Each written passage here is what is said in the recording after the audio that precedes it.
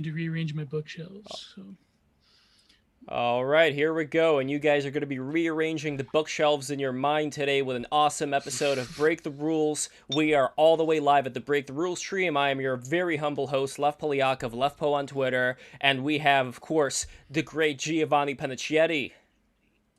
As Gio, always. say something so people know that the audio works. Yeah, well, as always. But yeah, hopefully it'll be exciting. I know people are looking for totally epic ownage, pawnage, internet blood sports, but we'll see if we'll get to the bottom of this conservatism thing. Who knows? Well, yes, we are going to get to the bottom of this conservatism thing, and with us we have Libby, Emmons, Paul Matsko, and the Prudentialist. So welcome everybody. Gio, what were you saying? No, I was going to say before introducing, I have to say that unfortunately the word based has now become cringe because of James Lindsay. So we're going to have to get based out of our vocabulary.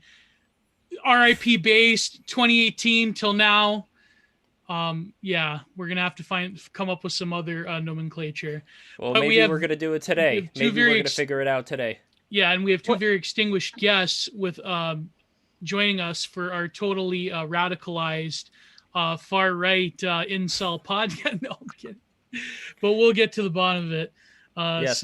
No, Break the Rules. What Break the Rules is, for those who don't know, is that this is the meeting place of people who otherwise would not have a chance to talk. The Prudentialist had a chance to read up both on Libby and Paul, and he is very interested in speaking with both of you about the nature of conservatism. For those who don't know, Libby, who is thoughtfully bitchy, as in her profile on Twitter, she is you are the editor for the Post-Millennial, and you are also a writer for The Federalist, New York Post, Quillette, Unheard, Spectator USA, American Conservative Magazine, Arc Digital, and Narratively. And we have Paul Matsko, who is a historian, author of The Radio Right, Oxford, June 2020, editor for Tech and Innovation at the Cato Institute, and host of the Building Tomorrow podcast on libertarianism.org. So welcome to you both. And the Prudentialist, would you like to say a little bit about yourself? And then I would also love for Libby and Paul to add a little bit more about themselves before we get started on the question that I would want to raise first, which is, what is conservatism to you? So while Prudentialist is talking, you guys are going to think about that question, and Prudentialist, take it away, buddy. Sure. So I am the Prudentialist. I provide political and cultural and historical commentary. I have studied international relations and comparative politics in the University of Texas at El Paso. I've been involved in numerous political campaigns within that city until I've recently moved north of the DFW area, where I started providing political commentary and taking care of my health. And so politics, history, and culture has been of a great interest to me, and it's always great to meet new people. And despite the fact that I'm behind a nom de plume, I've definitely been in these sort of conversations before, so I'm definitely looking forward to getting into it. Excellent. And Libby, is there anything you would like to add on top of what I mentioned about you? I'm the editor-in-chief for the Post-Millennial. I've written for a variety of conservative publications primarily. Prior to this, I was a theater artist. I was a published and produced playwright. The master's degree from, It's an MFA from Columbia University. Excellent. And you were theater also on kid, wow. Yes, I was also a theater 20 kid. 20 years making theater in New York. Nice. I was in Strasbourg. Yeah. You probably may know some people from No Strasbourg. shit. You went, I studied at Strasbourg. Wait, really? Maybe I mean, so way long time ago. I don't mean to make this a whole Strasbourg thing, but it's rare when we get another Strasbourgian in here. So I was at the Young Actors program in Lee Strasbourg from about 2001 to 2013 or so. And I had Bill Balzac as my teacher. I had Marcel Simoneau, who owned some really good bars in Williamsburg up until recently, and Tim Martin Krause. I don't know if any of these names. No, Yvette I was Mercedes. there in I don't remember who I studied with, in fact, because it was in 1992. That I was there may have been some of the people around there. I was born in 1992. Well, look, Libby, you do not look at all that you were there in 1992. FYI. So, I was there in 1992. Okay, that's very hard. It's very hard to believe, but anyway. Let's get to Paul Matsko. How are you, Paul? And tell us a little bit about yourself in addition to what was said. Yeah, so I'm a historian by training, and now I spend my days screaming from the rooftops in DC that we've been here before, and we should maybe think about not making the same mistakes again. So yeah, historian stranded in policy world, which is also DC. If someone did a study and ranked the states and territories by the ratio of psychopathy, number of psychopaths, and guess who came out number one? That's right, Washington D.C. So it's And they want to make it a Shocker. state. Shocker. yeah, that's right. That's right. No, it was number one by like a double the margin of number two, which might have been Connecticut. So for all you New Yorkers out there, you're like, yeah, of course it's Connecticut. Yeah. Two. No, Connecticut has a similar vibe. All the people we've had here who are from Connecticut, they said the same thing about Connecticut. Real eyes wide shut moments there. Real eyes I wide shut believe it. nights. I mean, I think that Connecticut tipped the scales because Vincent Kennedy McMahon is from there, so that's probably with Titan Towers. I mean, that's probably a haven of sociopathy. But I've had some very, very weird experiences in Connecticut myself. Yeah, Very there strange. we go. Yeah. So let's start. and, Let's start Libby, with do you know my yes. good friend Ann Slatz? She writes for Post Millennial. Or She hasn't written for us in a long time, no, but I respect her work. Yeah. I think we've had Excellent. quite a few people that have been in those circles and Unheard and so forth. So. Yeah. Well, we are going to have. I'm going to get to it a little bit later, but first, Paul Matsko. I'll say it right now. We're going to have Ed West, who was the senior editor of Unheard, coming next week. So I just wanted to throw that out there as well. Oh, so great. Anyway, Yeah, so, I've written for them a bit. And by the way, one of you guys has some echo of the sound that I'm hearing in the background. Not sure who it is, but headphones are definitely something that I would recommend, or lowering the volume on them. Or anyway, I'm not gonna fuss too much about that because it's very light. I hardly even notice it. Don't worry about it. Yeah. Well, let's go to Paul. Paul Matsko. What is conservatism? How would you define conservatism? Well, it really depends on what you mean by the term, right? So there is no one conservatism. There are lots of conservatisms.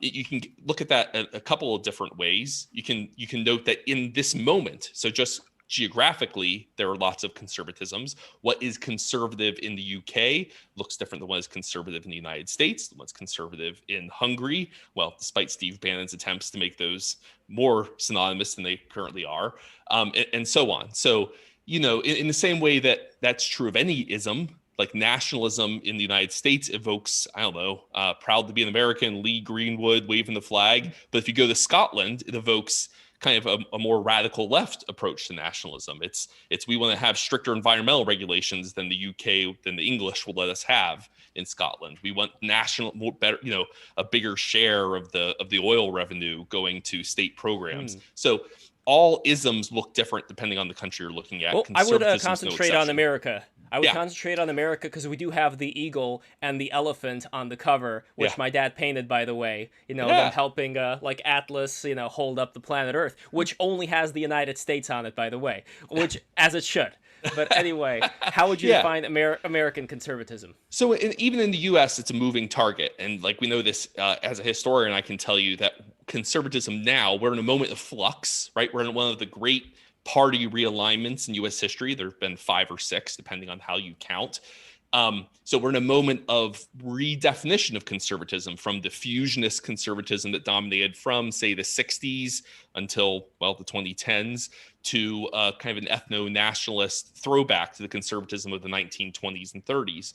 So even ideologically, so if you just look at not as a movement thing, but as an ideological set of propositions, it's in flux right now. So conservatism today is shifting from the fusionist tripod. When I say fusionist conservatism, I'm talking about how in the mid-20th century, in the 1950s and 60s, people like William F. Buckley and Russell Kirk and et cetera, they wed together 3 disparate ideological streams that previously had relatively little to do with each other. And that was anti-communist, muscular foreign policy, social conservatism, especially of a Catholic, later Judeo-Christian variety, and a bit of libertarianism, Chicago school, Milton Friedman-esque libertarian, laissez-faire stuff. Now, those had very little to do with each other previously in American politics. But at that particular historical moment, it was useful for them to be fused together. And that's the conservatism that dominated for the next half century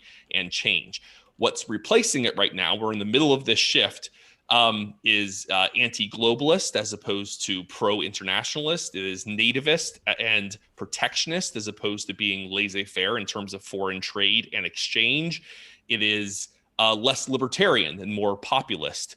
So it's a very different creature. So when you say conservative now, you have to ask, well, do you mean the older one, the newer one, the fusionist one, the replacement one? It's a moment of flux, so it's all very confusing. And which one would you say you're a part of?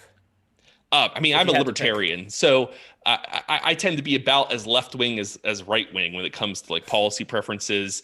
I was a Republican, a registered Republican for most of my life, but I haven't been one since 2016. The day after Trump's nomination, I left the Republican Party, so that probably gives you some indication of my, my background. Yeah. Well, what would you say to the criticism, though, that in the 80s, or rather, the late 70s, early 80s, conservatism fundamentally changed because of people like William F. Buckley and Kirk and other figures, and even certain people coming out of Chicago, that they had a choice between, say, the Paleocon, Pat Buchanan, Lash, so forth. They were totally crushed. They were destroyed, or rather, it was ceded that to the more fusionist camp, and that now we're seeing a reemergence of this implicitly protectionist and also more of like an old world definition of the right wing or conservatism in America now. And whether or not Donald Trump fits into that, I mean, we could get into that, but what do you say to that criticism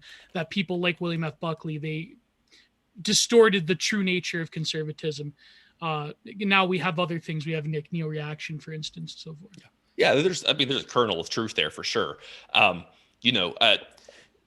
It was an ideological project by Buckley and others in the kind of fusionist conservative camp. They had to build this thing. When you build movements, you create your own version of the past and the present, right? So it's a socially constructed thing. And you're right there.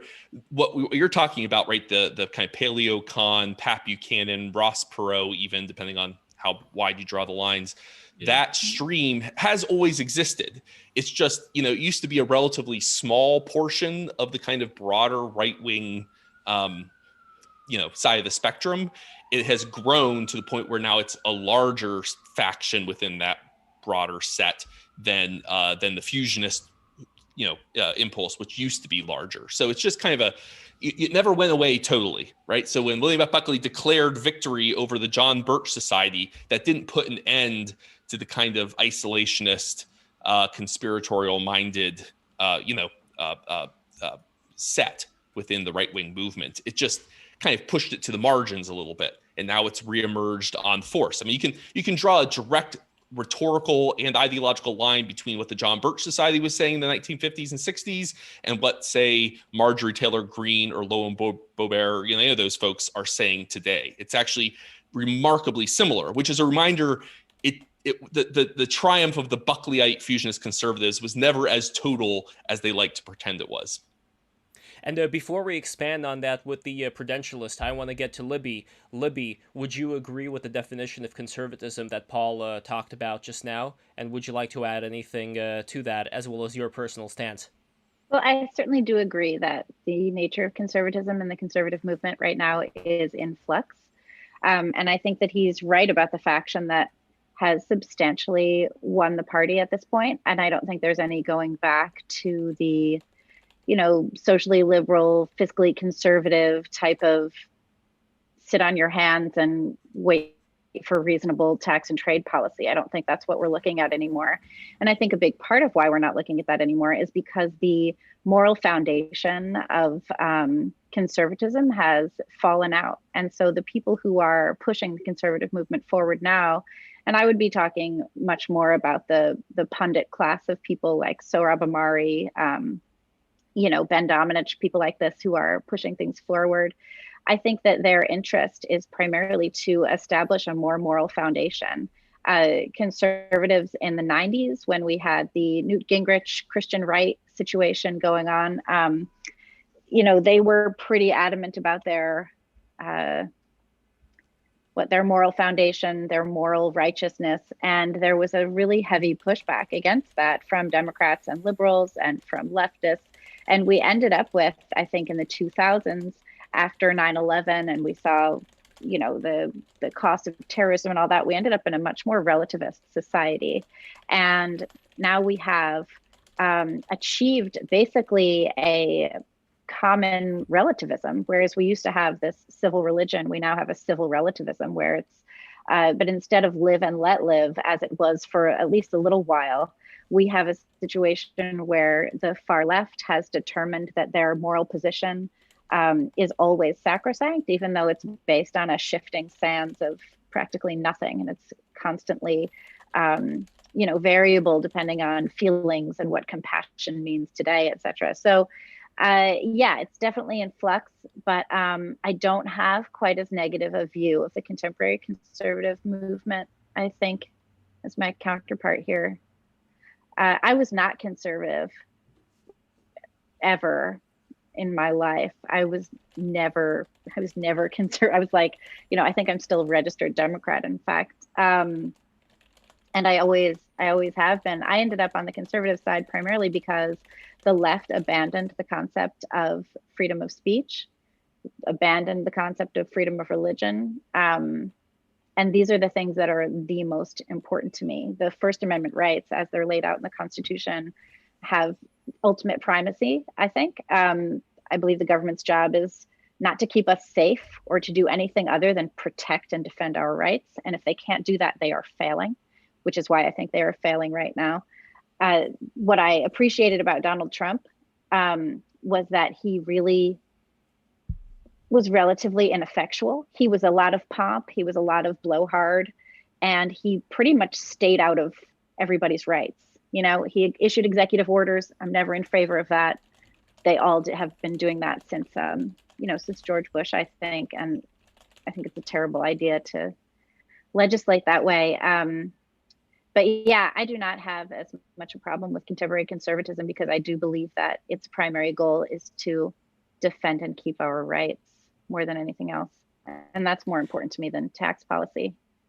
Well, let's take a look at contemporary conservatism. Prudentialists, now you have these two different views here on the panel, which is great. I love the fact that we have differing views on these subjects. But Prudentialists, how would you define the state of contemporary conservatism today? And why do you think that there are people, let's say a lot of people who are, as we could say, very online, people who I think have grown tired of, Mitt Romney type, very standard conservatist policies, that they end up, wanting something edgier, spicier, but also that they have certain complaints about things that people like a Mitt Romney type would not really ever talk about or address in such a way as they would want it to be addressed. So I would love to hear your thoughts on this, and we can get the conversation started from there. Sure. I'm inclined to agree with our other two panelists that their conservative movement, or at least the mainstream version of it, is definitely in flux. I think we're seeing the pendulum swing back to sort of that moral majority, drawing the line in the sands on certain issues that we kind of saw in the Newt Gingrich era of Republican politics, especially when it comes to moral issues. And I think that has to do a lot with how, really to an extent, how online things are, that we can sort of document where we were to just maybe 4 or 5 years ago. All of a sudden, the issues that never really went away in terms of, say, LGBT issues are far more front and center, and even in the sort of the political pundit class, both on, say, Fox, or even with YouTube commentators that have their own, ability to write or publish, and they're debating these issues as well. And I mean, there's also plenty of people that have grown up, in this whole new generation of people that have grown up sort of witnessing the changes that, they thought conservatives in the past would advocate for. And now that they're not really in that position, we've heard talking points from all the time from people who are on the right politically say, the politicians have been saying that they'll do this for years, and then they never actually do, which is why Trump gets a lot of praise when addressing the immigration issue, which is why I think for Gen Z people, which I'm not a part of, they're a little bit younger than I am, talking about immigration, you have that sort of America First camp that has its movement. I think that that's a sign of that we're moving the pendulum back. And for people like myself who are maybe more traditionally oriented or are more listening to older views of politics, more, decline of the West sort of view, if you want to take history into account, I think it has a lot to do with maybe the disillusionment of growing up in the George W. Bush era, the Obama era, seeing this sort of not too much of a difference in foreign policy and not too much of austerity happening between the two, and sort of this disillusionment of the contemporary, state of affairs. So conservatism is definitely in a state of flux, but it's very disparate. You have fusionists, you have traditionalists, you have reactionaries, you have paleoconservatives, anarcho-capitalists. There's a very wide, disparate understanding of what it means to be conservative or right-wing in the United States. Well, also you have, in terms of the Bush era, I mean, look at all of the dregs of the Bush era now, the neocons. I mean, they're basically becoming, well, they have become neoliberals under the Trump regime. I mean, people like David Frum and Jennifer Rubin and so forth. I mean, Bill Kristol, these people, Lincoln Project, they've basically thrown the younger conservatives under the bus, or the right wing, or so forth. And so they see that, and they see this sort of totalization of power within an autonomous political class. I think that's probably what has driven. And plus, just younger people have access to more things. I mean, of course, I can't imagine what an 18-year-old now is going to do reading, reading Xenosystems and Julius Evola. I mean, God. But that's probably another thing, too, is that there's no longer a monopoly of conservative or right-wing media within, like, for example, talk radio. To which Paul's book is all about that, how talk radio is a much older phenomenon than just like, the Rush Limbaugh 90s era, right? So much of the David Frum, Jennifer Rubin thing do you think is a result of like Trump derangement syndrome? These conservatives, the Never Trump crowd, they came out so hard against Trump. And the idea when he was elected, what was it, like 2017, he came into office. And the idea was that we were supposed to resist, right? Resist everything. And I remember watching that happen. And I had not, been in favor of his election at all. But I remember watching that happen. And I was saying to my friends who were very feminist and all of that, what is it that we're resisting? What are you talking about? Are we resisting the man? Are we resisting his oeuvre? Are we resisting his policies? Because I haven't seen any policies, and I'm not going to just be like, all these policies are bad if I haven't even seen what they are. And I think it made sense to take a case-by-case approach and to look at each thing with a level head and say, okay, this is a good idea. This is a bad idea. These are, mediocre ideas. And to try and get an understanding of what was going on with the administration, as opposed to just saying that everything that they did was horrifying. It kind of made the position of being opposed to Trump just trash, because nobody was thinking it through. It was just this knee-jerk reaction to hate everything that a given man does because you hate the man. And when that's the person leading your country, I think it makes sense to be a little more reasoned and rational, take a closer look at it. And I think that Rubin and Frum definitely were so married to their position of hating Trump that even if he had, even if he had, for example, throw this out there, brought peace to the Middle East, they would have said that it was garbage, which they've done. Well, because they don't want peace in the Middle East. Well, I don't know, like Paul, Right. would you agree with Libby? I mean, I'm disinclined to, kind of de-ideologicalize to their impulse entirely. Like there's a reason why the neocons were very much opposed to Trump. I mean, by the end of the primaries, like the only real locus of opposition to Trump that was left, eventually, at first, everyone was opposed to Trump. Most of the major factions, other than the smallest faction in the GOP at the beginning of the 2016 primaries, were opposed to Trump, right? He was not the initial new Christian right choice. That was people like Ted Cruz and early on, your Santorum types and your Huckabee and all that. I mean, this is like the distant past at this point. Remember that? Oh, that was 1,000 centuries ago, Mike. Yeah, it feels playing forever bass ago. up there, you know. That's right. Yeah. I mean, he was the assumed front runner at one point, Rick Santorum. He was. It's crazy. But like the New Christian Right people didn't like Trump. They actually, there's a direct correlation between the more often you went to church and the less likely you were to vote for Trump as long as the GOP primaries were competitive. Now that all switches in the general election because, well, talk about derangement syndrome. Politics make us dumb, and so the old political tribalism kicks in time for the general, and so everyone rallies behind the blue or red. But at that point in time, right, Trump doesn't have the backing of the New Christian Right types.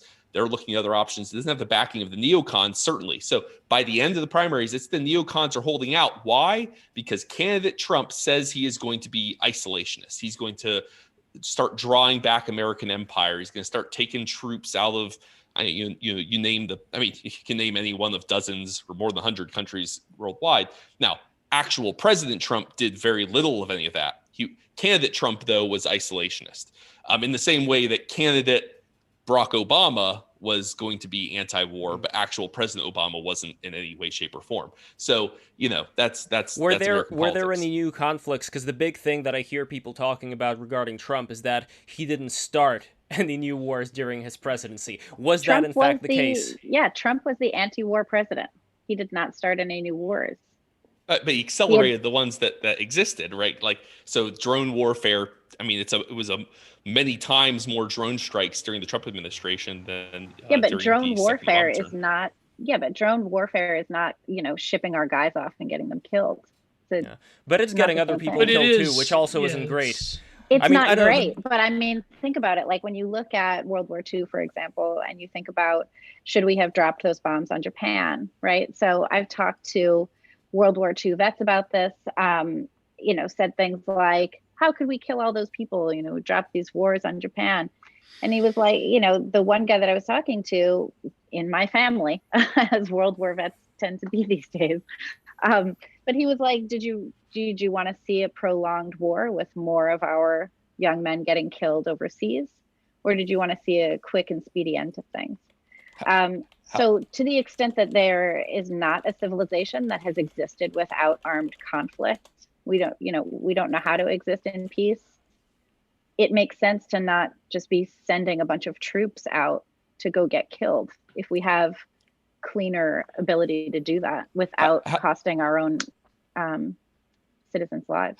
How's that quick and speedy war in Afghanistan and Iraq going? Right? Ask your boy Joe Biden how that's going. He's not my boy. My boy either. No. Look, I know he's not anybody's boy. But what I want to get to here, though, is that a comment that was just made by our great patron, Super Iron Bob. So he was talking about how Trump wasn't just isolationist, though. He wanted the world to stop screwing us over. So this, I think, gets to the heart of what a lot of people who look back on, let's say, more old school conservatives of the variety we were talking about before, what they in particular see as being very vile. Because the way that they see it, not to say that they're right, but the way that they see it, the old guard of conservatives allowed for a lot of extraction of wealth and prosperity from the average American with neoliberal economic policies, like offshore. So this would be something that I would be very interested in getting to the nitty gritty of here,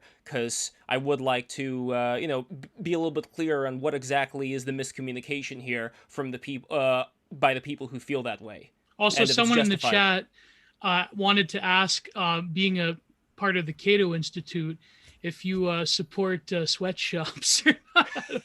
That article. We're getting all over. Yeah. Well, yeah. Well, I'll note this, which is that, so the term isolationist is loaded, right? Like, people don't generally call themselves isolationists. They are called isolationists as an epithet by people who don't like the thing that's being described.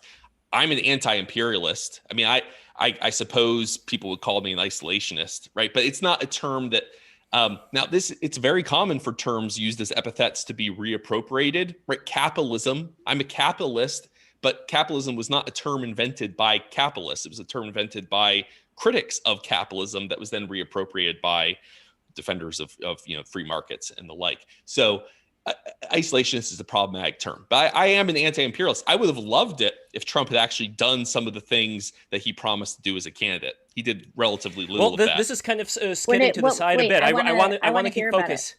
I want to keep focus right now. And the reason why I want to keep focus is I think it's a very important question that I asked before regarding this feeling that people have about the old school conservatives, where they feel like they have sold out the country. Paul, how would you define this selling out of the country that they may see? And would you say that there is any credence to that or no? It's really hard to know what that means without more specificity. Well, Prudentialist, would you be able to give a little bit more detail on this? Because I think it gets to the heart of dissatisfaction that people may feel. So I guess the dissatisfaction I think Lev is trying to get at would be perhaps the creation of the Rust Belt. You have a vast amount of deindustrialization from the United States. American productivity of the average worker has gone up significantly in the last 50 years, but the correlation with that with wages is not. I guess the complaint that you would hear from a lot of people, and to some extent I share this criticism, is that in our efforts to produce cheaper goods, to expand free trade, it came at a significant cost to, say, the American worker. The Midwest sort of becomes the Rust Belt. The crux of the economic issues that sort of get raised by the Bernie Sanders and even Donald Trump during the 2016 election about, fair trade, countries sort of taking advantage of us, the wages, workers' rights, unions, all those sort of things that get mentioned on both the left and the right. I guess would be sort of, I think what Lev is trying to get at about selling out is sort of the consequences of globalization. Yeah, each of these are huge. You can teach an entire course right, on each of these individual topics. But I think the first thing I would do is just question some of the premises, right? So take just a single one of them. Again, teach a whole course about the great stagnation and wage growth, but take just wage stagnation. So if you only look at wages absent benefits, then hourly wages have stagnated since the 1980s. They've only grown relatively slowly. They have grown in real terms, but a lot slower than from, say, 1945 to 1980.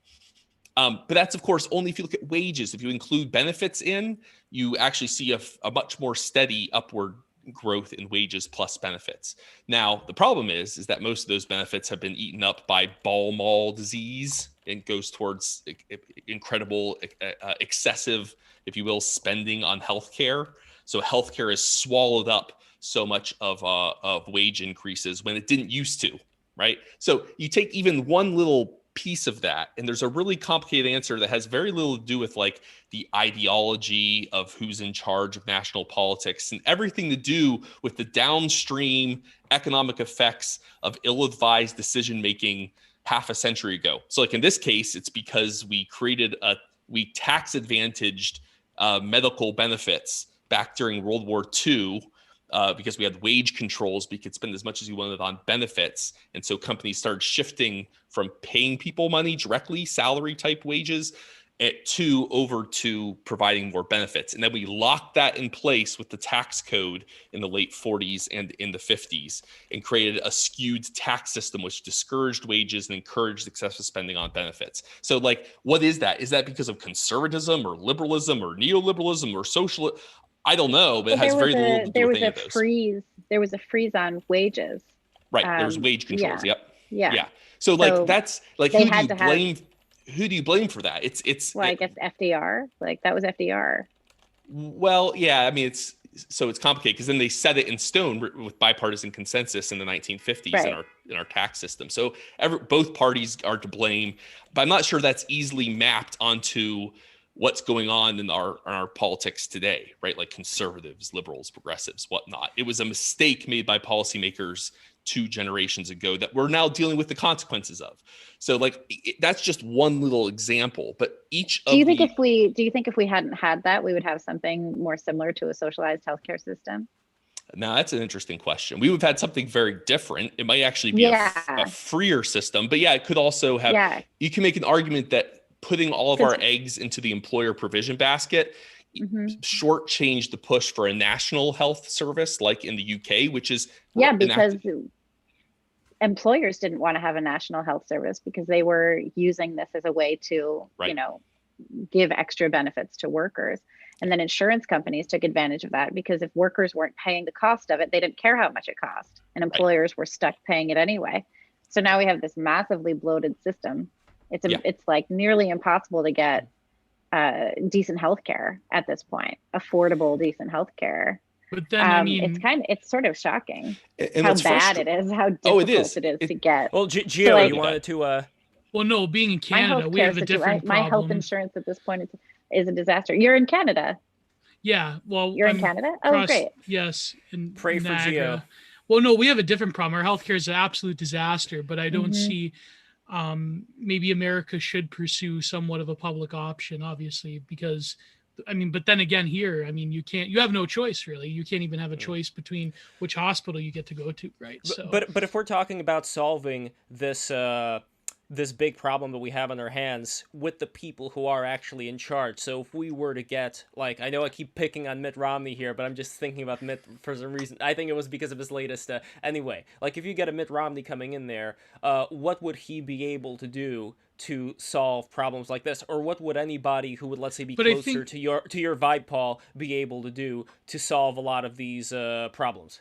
Yeah. Well, what's obnoxious to me is that every one of, like, literally any policy that we debate that we have right now has these deep historical roots rooted in a very different cultural and political context. And we don't start the conversation there. It's always like the conversation about healthcare is you either have a free market choice, the current system, or a government provided choice. And it's like, well, the current system isn't free market. And it's not just the de novo state of nature, our system of healthcare provision. Like, we start the conversation way too late and miss the fact that, right, so all of these questions about trade, about healthcare, about foreign policy, we're not actually looking deep enough, far enough back, looking at the true sources. And so we end up asking the wrong questions and giving the wrong answers, in my opinion. But I think I wonder if so much of this is about, trying to figure out what the correct policy is going to be. And we haven't certainly come up with that. Anytime we come up with what the policy is going to be, by the time it gets enacted, we're living in something of a different culture. Circumstances have changed. Now if we started attacking trade policy right now, we're kind of looking at a situation where we're going to have a big stuff shortage. We're already seeing stuff shortages. And we're going to have to deal with that. So any policy that's enacted now based on what we've been dealing with for the past 20 years isn't really going to work for whatever it is that we have coming down our pike right now, with like the masses of extra money we're printing and all of this, weird Weimar stuff that we have going on. I think more important, and what conservatism should be focusing on, and what our leaders should be in the conservative movement should be focusing on, has a lot more to do with process than it does outcomes. The progressive agenda is all about outcomes. They're trying to dictate the way things are going to be. They're trying to map out what the landscape is going to look like, without any concern for how we get there. And that's why we have things like cancel culture. That's why we have things like, this abandonment of due process. That's why it's easy for progressives to just get rid of concepts like free speech and freedom of religion. Even the whole, with the vaccine, you have people saying like, well, my body, my choice, right? Isn't that what we were doing? Isn't that the going line? And it turns out that's not the going line when it's a vaccine. That's only the going line for, like killing babies.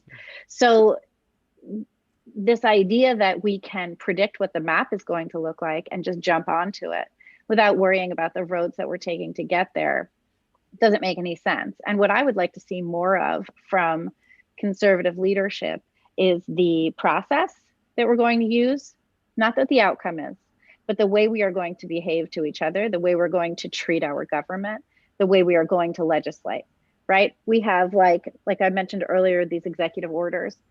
Legislating by executive office fiat is not an acceptable way to govern, no matter what your political affiliation.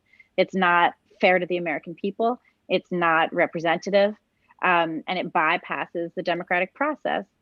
Just as what we have going on now with the, Kamala Harris is the tiebreaker vote, they could just steamroll anything over us. And while that's something that they can do, that's something that is within the framework. Is that good process? Is that a good policy for how to govern? I don't think it is. And I think that's where we should be focused, not on these giant big picture things of like, where are we going to land? Because anything that we do now, where we end up landing, if we take the wrong road to get there, we're not going to end up in the place we're imagining. I suppose I don't mind respect. I mean, there's something I do agree with Libby in that we spend way too much time, but to me, it's not. I don't think the left does this more than the right necessarily. I think in general in politics, we spend 95% of our time dealing with the surface level, to use a Marxist term, epiphenomenal stuff. All the fluff of retail politics, the red versus blue tribal game, and yes, conservative, progressive, just winning political fights. I'll just and too little time on superstructure, right? Too little time on the fundamentals. And that's true of, I mean, you can make that argument about the Biden administration, like anybody. You can make that argument about the Trump administration. Yeah. Decades truth thing. And below the surface, right? Like, I mean, to some of your points, it's where, the administrative state, the rise of the imperial presidency, which one of the symptoms of that is the increasing use of executive orders. Well, that's continued almost unchallenged for the last 100 years. It sure has. Right? What the hell regardless of who's in charge. They just keep increasing. They're just like, oh, let me just sign a bunch of stuff. Yeah. It's a great plan. I think I do whatever I want. That's not what it's about. Real quick, I just want to go to the Prudentialist. Prudentialist, why do you think this is going on? Can something be done about it?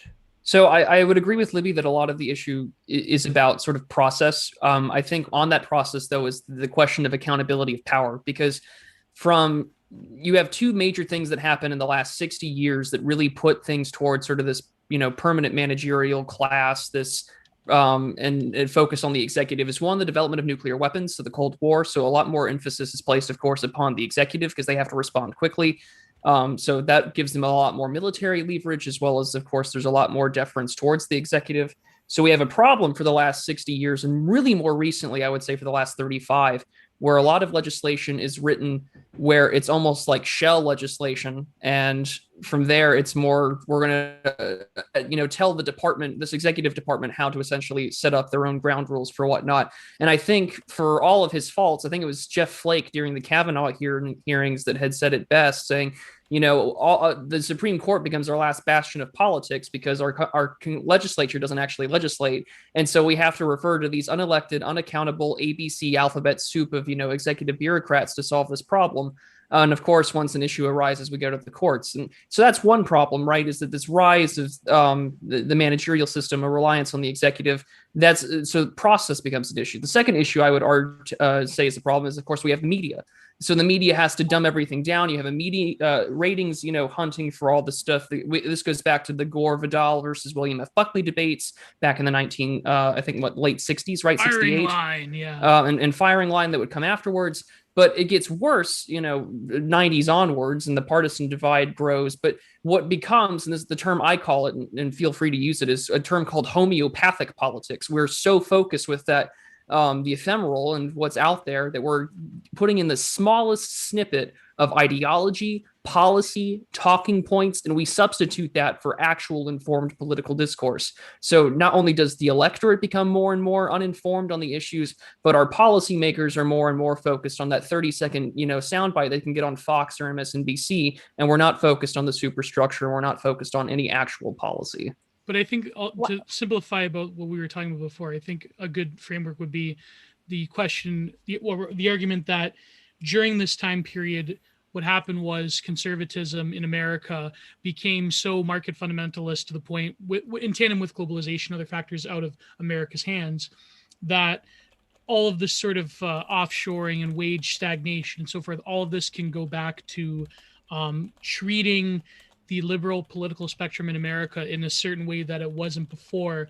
And so now we have a sort of like, when people think of conservatism in America or the GOP, they think of tax cuts, they think of corporations, corporatism essentially.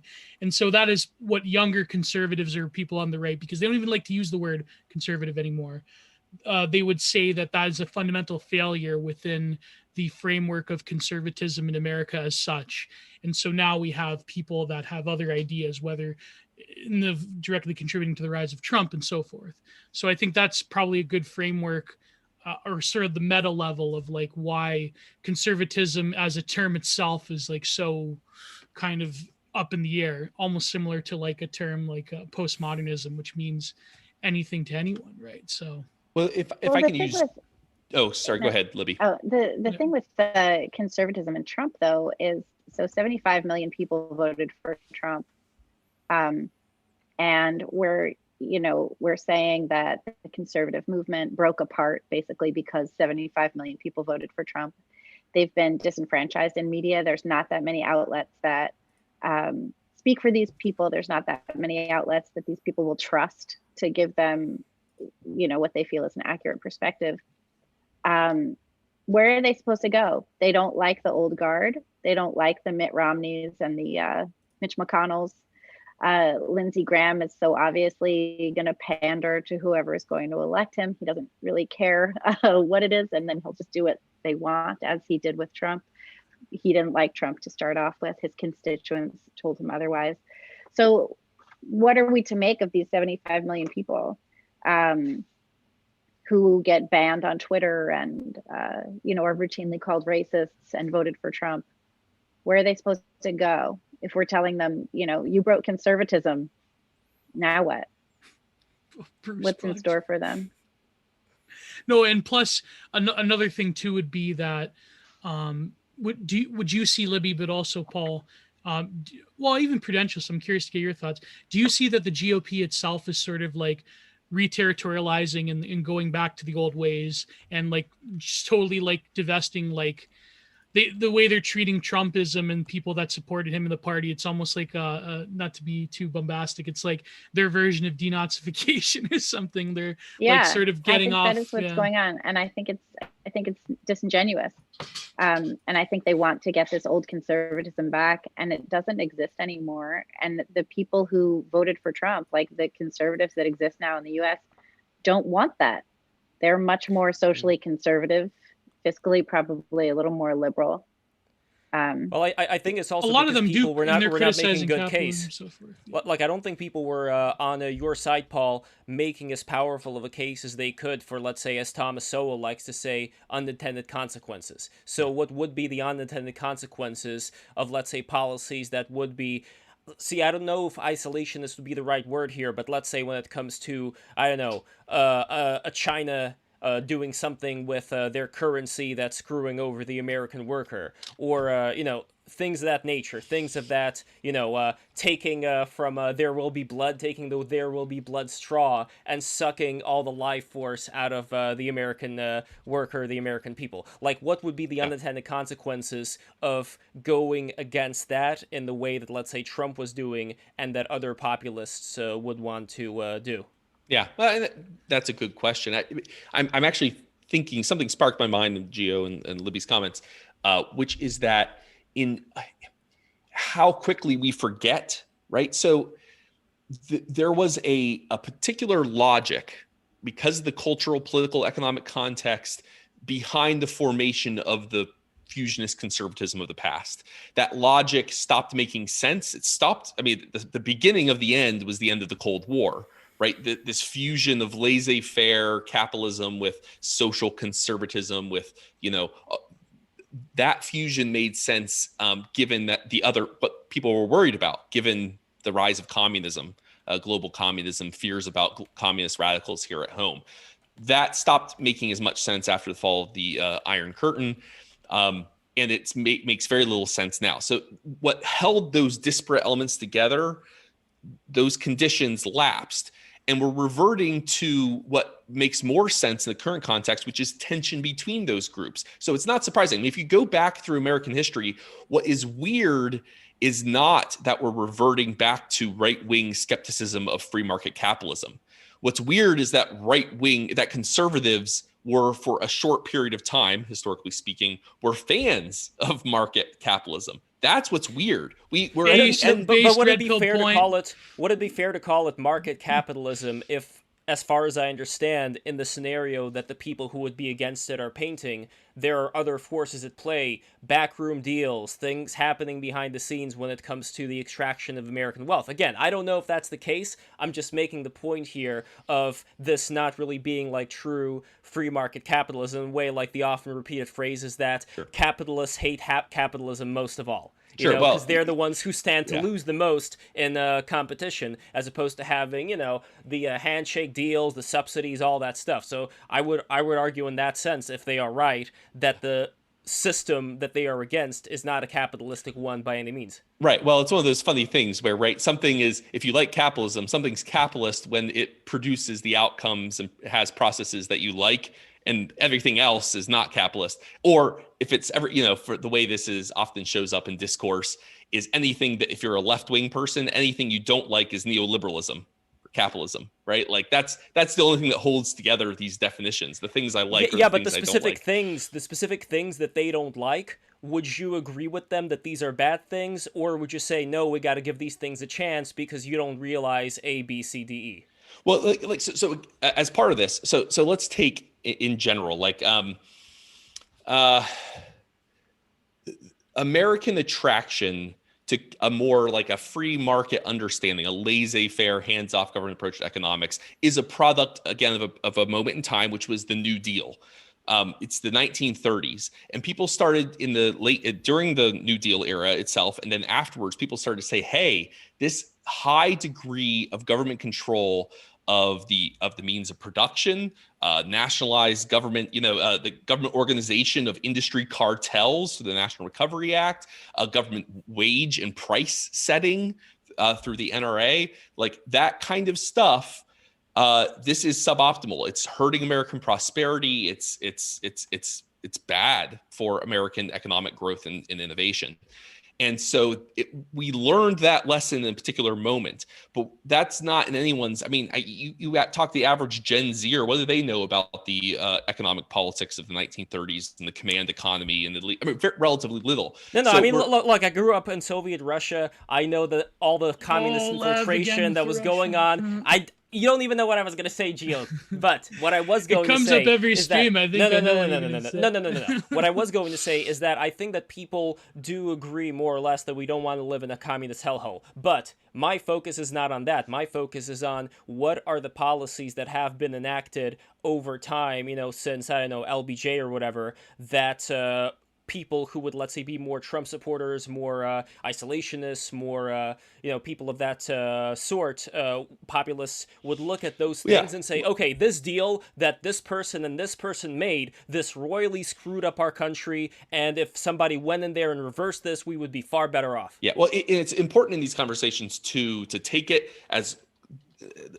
as far down the chain as you can, because like we have a conversation here's a great litmus test. Here's a rule of thumb for your listeners. If you want to know whether or not to take someone seriously, it's when they start a conversation about X country is capitalist, X country is socialist. Like these top level conversations it's like, well, what in that country is capitalist? What in that country is socialist, right? I mean, the classic example is Scandinavia, which if you measure certain things, well, yeah, it's got democratic socialism written all over it. But if you measure other things, oh, wait a second, they also have significantly more free school choice in some of those countries. They actually have significantly freer trade policies, lower tariffs than ostensibly capitalist countries. So you have to look at the level of individual systems.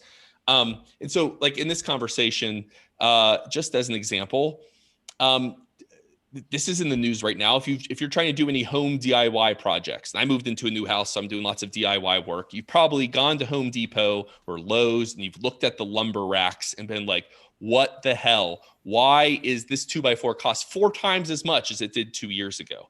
Right? Like what caused that? Was it capitalism? Was it socialism? No, what it was is very discreetly the disruption of the global supply chain because of the pandemic, but also the disruption of the supply chain by Trump-era tariffs on Canadian lumber imports. But we're starting to see those price increases on everything. It's interesting because remember at the beginning of the pandemic, and we were all starting to talk about how there were going to be supply chain issues, and then people would go to the grocery store and they'd be like, "No, we still have everything. It's no big deal." And now it was just reported, I think yesterday, that grocery prices are up quite substantially, along with gasoline prices. I think a lot of that has to do with the disruption of the global supply chain. Right, but it's not 4x like lumber. I mean, so right, like general well, inflation. Yeah, but you also have like everybody building now. I mean, home prices are crazy through the roof. Well, everybody decided to leave cities all of a sudden. But then itself will become another bubble, unfortunately. Well, so far, everything that we're talking about... I mean, everything's a bubble, right? I just want to be clear. Everything that we have said so far, I just want to be real crystal clear. A lot of this has been, number one, a point against Trump, which can definitely be a valid one. I'm not saying that it isn't, but I want to keep everything on course. The other one has been the pandemic. Both of these things don't have anything to do with what I originally asked, which was if you, Paul, were to look at the comments that are leveled against, the older generation of conservatives as far as these horrible deals that they made, these particular acts that they signed into law, what would you say you would wholeheartedly agree on with them? Because I'm trying to find some common ground here as far as these things. Because sure, you could say about the tariffs, schmariffs, whatever, but like where exactly can a lot of these people be right in sensing certain doom and gloom up ahead from these kind of handshake decisions? So I think it's also important. So like this question, so we mentioned the Rust Belt deindustrialization, right? And now if you want to look at just the surface level of that conversation, look for someone to blame. Folks will blame NAFTA, 1990s treaties, trade deals. I mean, in that case, it's Bill Clinton as president, right? But congressional Republicans are very much in favor of the NAFTA treaty. So that if you want to blame something, you can find a thing to blame.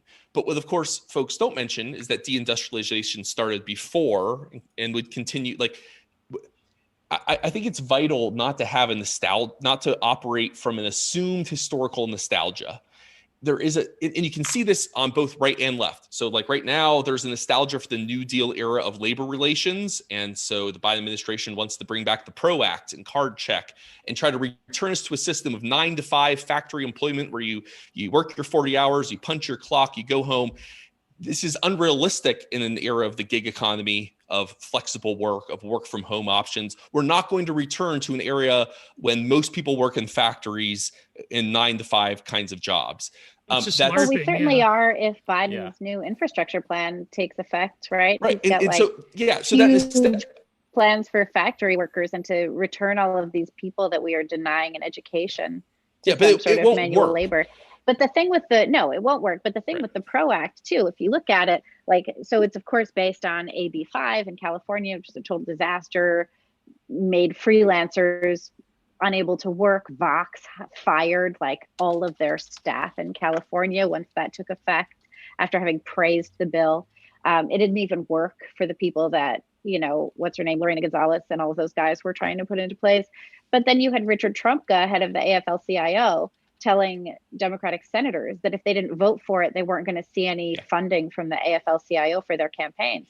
So that's why they're all on board. I can't tell you how many times I've reached out to my local people because they're trying to push this thing through in New York, and it's a total disaster. I just keep looking at it and I'm like, well, I'm glad my paycheck, my freelancer, self-employed basically paycheck comes from Canada, because they can't really do anything about that. They can't regulate that. And I agree with that completely. I think that it's an interesting parallel that both parties are trying to remake themselves in this older image and trying to do this throwback, as you say, to some previous time where they think that it's, nostalgically better. But again, this is like rights doing 50s it as well. Liberal industrialism. That's not going to come back. And it's And it's Marco Rubio's trade. It's not even just the farther points right. It's everyone's jump on this train, whether it's Ben Sass or Marco Rubio or Josh Hawley or Tom Cotton. They're all jumping on. There's the right wing version of this nostalgia too, as you note, Libby. And the train's not pulling back into the station. We're not going to re-industrialize in the same way as it was during this somewhat imagined era of American greatness. The key though is that not in the same way. I completely agree. We cannot live in the past because it would physically be impossible to recreate those conditions. And nor should we want to either. I mean, because like, But, well, one thing that I would add, though, is that at the same time, the reason why I asked you to, let's see if we can look at certain acts that were passed that both you and people who you otherwise may disagree with would agree were pretty terrible, is because, sure, we cannot go back into the past, but what we could do is we could undo some damage that is still going on right now. If we have certain wounds that are, that have been opened up for a long time and blood, sorry for being all gory here, but blush is gushing out of those wounds. How do we repair those wounds? At a certain point, we have to acknowledge, yes, there's a wound here, there's a wound here, and there's a wound there, and we have to repair those wounds by undoing certain acts, certain laws that may have been, for all good intentions. But Lev, I wanted to get the Prudentialist because he's actually directly talked about the economic future of America too. So go for it, Prudentialist. Well, you can't put the genie back in the bottle. You can't put the cork back in the wine bottle, as we've been discussing. And the question becomes, with the state of affairs, how do you want to approach things?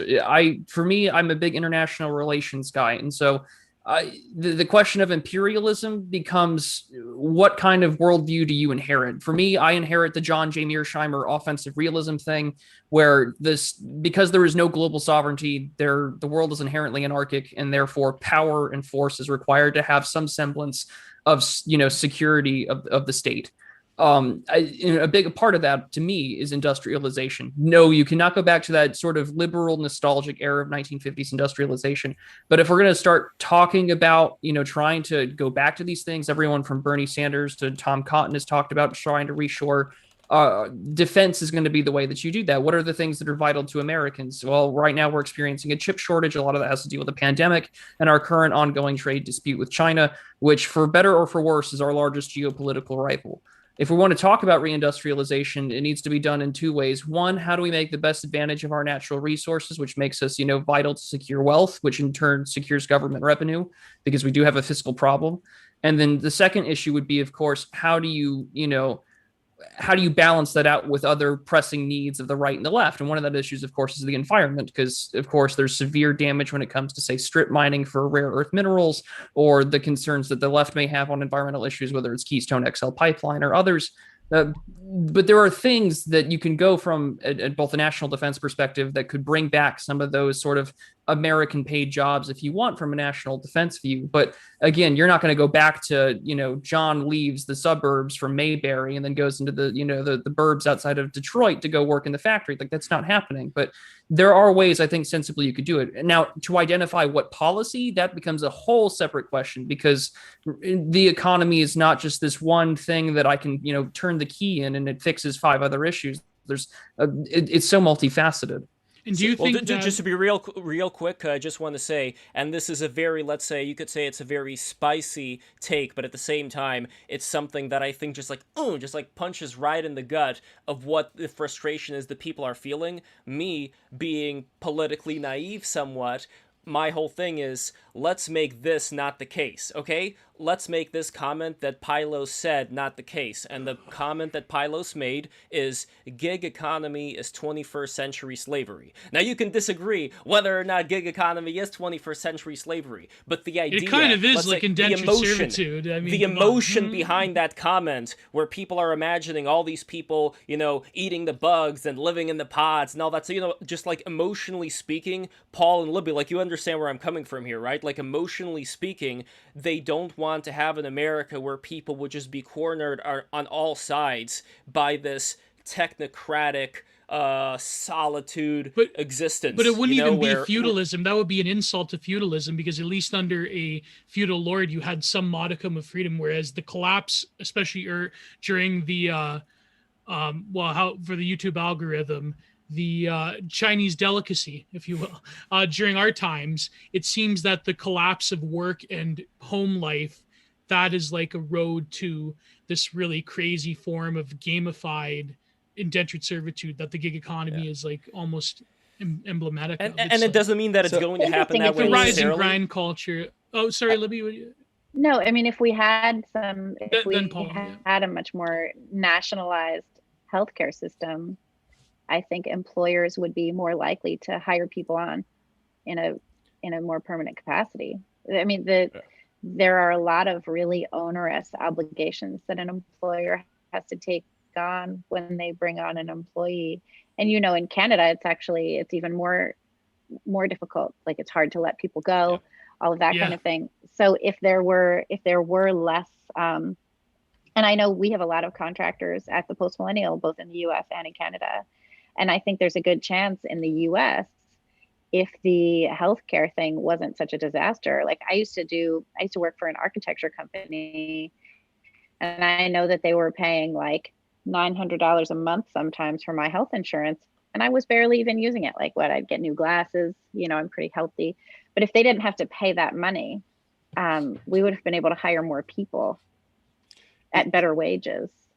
And I mean, I'll agree, not that we should have a nationalized health system, but that we have the worst of both worlds. We have we lock people into employers, and discourages labor mobility. And there's all kinds of, you can go and look up there's a huge literature by economists on the effects of employer provision of healthcare on discouraging labor mobility. People, you hear it all the time. It's become routine, but it is an incredible thing that we tolerate it, which is, I would leave my job. I would go start my, I don't know, cupcake shop on the corner or whatever. I need the health insurance. But I need the health insurance. So you're locked into a job you hate for an employer you hate, whether or not you right, like so our current system discourages, because plus then when you take a new job, it's 3 months until you can get on the health insurance. Right. It's like that's a thing too. You know, the Cato Institute, I mean, I would not go so we're in this terrible middling option, has the worst of both systems, if you will. I would jump the other way, which is, you know, the Cato Institute is essentially the father of the health savings account. I would drastically expand, make health benefits, change our tax system so that health benefits are portable. Anything you pay at one employer carries with you. Basically, your health insurance is portable as you jump from employer to employer, as you jump to private practice. We need to radically expand the HSA system rather than going. But to Libby's point, though, our current system is the worst of both worlds. So people get locked in to terrible situations. So indentured servant, if you want to use the metaphor of indentured servanthood, it's not the gig economy that discourages mobility and freedom. Economy. It's the regular economy that is, because the gig economy, for all of its downsides, and we have to get out of this bad habit of, I dislike bad thing, therefore it's like slavery. That's right. nuts. It's just not. It's just actually not slavery, but it is Reddit. Put it that way. But gig economy is very Reddit. So. For all of the downsides of the gig economy, we can talk about those. It is the opposite of slavery in that it is maximal personal freedom, in the sense that you can set your own hours. You can jump between. If you don't like Uber, you can jump the Lyft. Now, there's downsides to that, to the gig economy, arguably, but one of them is not locking you into a given employer. In fact, I think part of the reason why the gig economy has some attraction to workers, even who feel that they are underpaid by their gig economy employers, is that at least they're not tied to a 9 to 5, 40 hours a week office job in the traditional economy. So it does suck. I mean, we've all seen Office Space. It's terrible. Yes. It's a terrible but the gamification that Gio was mentioning earlier. Oh, yes. I have to jump off, actually. Well, Libby, thank you so much for being a part of this. I really appreciate everything. Thank you. Nice meeting you, Libby. It's really fun. I'd love for you to Thanks come so back. much. Thank I would you. love that. Thanks so much. And give me a job at the Post Millennial, please. And here I'm going to link to Libby's stuff. I swear. Go ahead. Hang on. Hey. Thanks. But I have to go hang out with this guy over here. Surprise guest appearance. Okay. Hey. Okay. All right. I'll make you dinner. I need to make him some dinner. Hey, but thanks, guys. Appreciate Thank it. you, Libby. Take care. Take care. So when it comes to the gig economy, I understand what you and Libby are talking about. And I think that is a good point, that there is much more freedom. The problem that I have, again, as being somebody who does not want to live under the Soviet Union dictatorship that my family and I lived in before, back in St. Petersburg, Russia, I don't want to have this top-down rule of people dictating what you are and aren't allowed to do. At the same time, again, it goes back to this whole idea, which I don't know whether this is correct or not. You could look at throughout whatever happened in the second half of the 20th century and the early 21st as either mostly technological advances means that, hey, we're not going to have these jobs that we used to have, just like the horse and buggy, went the way of the dodo. Or people look at it another way, which is, yes, technology created all of new jobs, created a lack of these earlier jobs, but at the same time, there were also certain things that occurred where people in China got rich. Certain people, let's say, who are in members of Congress, members of conglomerates, people on the boards of these international businesses, they got theirs. But as a result, a lot of the people who were here in America did not end up getting theirs, and nobody has a solution to that particular problem. So those are the two views, where on one hand, nothing could be done, it's just the way technology moves. Sure, we can push a law here, change a law there, but on the other hand, it's like these people have done all of these horrible acts, all these laws that they put into place, and if only we had somebody to come in to just get rid of all these laws, to change things up so that they are not going to have as much power, and as a result, there would be much more economic mobility from, let's say, the lower classes to higher, however you want to say it. There would be more economic mobility, which is something that my family and I came here to America in the first place. I don't know which is right, which is why I have talks like this where we try to figure it out. Yeah, I mean, I'm an old school classical liberal. So I would say almost everything about what you just described is improved by a liberal approach to the political economy, right? Like, I mean, the fact that your family was able to leave your old country and come to the United States and arguably improve your quality of life. I mean, I'm just assuming your Yes. family's life is better Yes. now. Oh, much better, yes. That is, we have made the border more permeable, which is a liberal position, right? Liberals like more people, free labor, free men, free movement, free, right?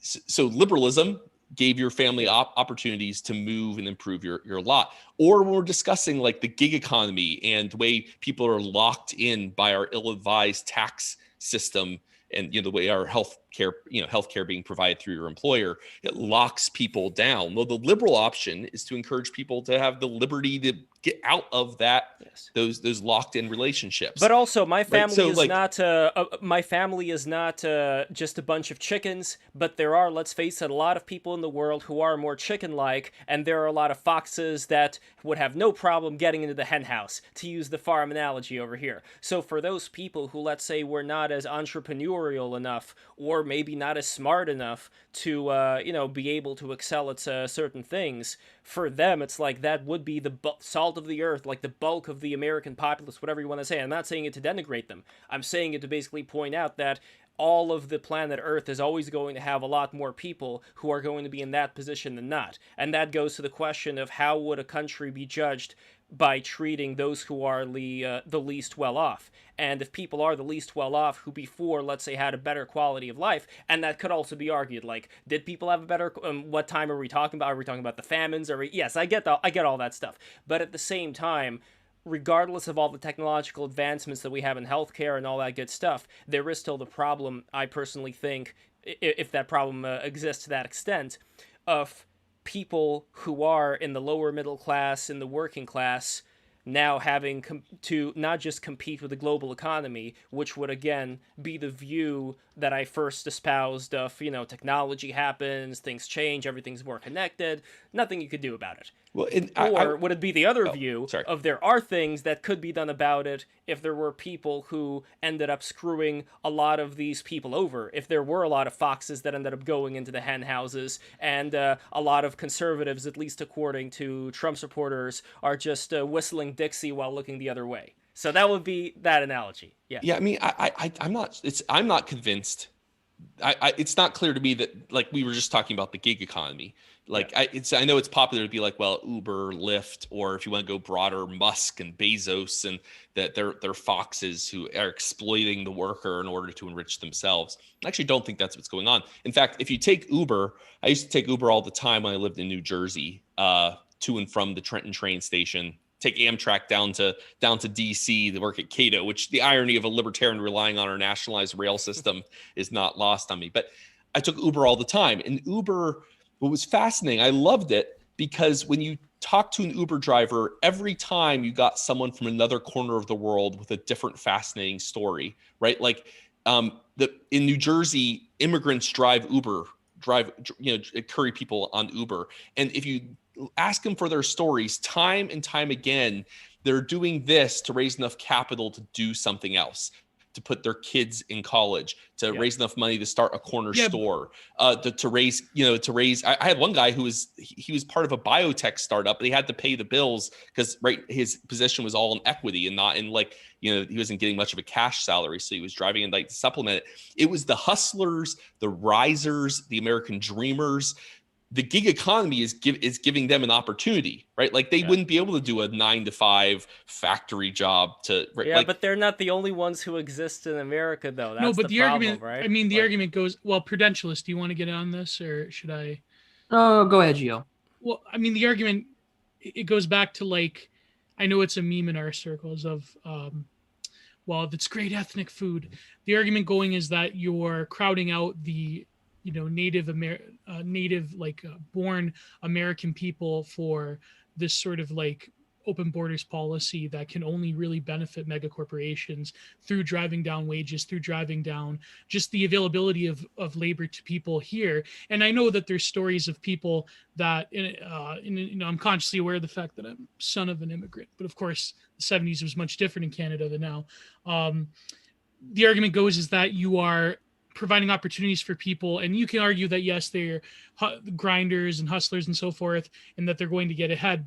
And of course, there's malicious actors, but even still, the good examples of people coming, it kind of just smacks of this consensus around the post-war liberal order of things that borders are a thing of the past, and that the sort of taking care of the nation's people, that's sort of like an antiquated racist R-word concept.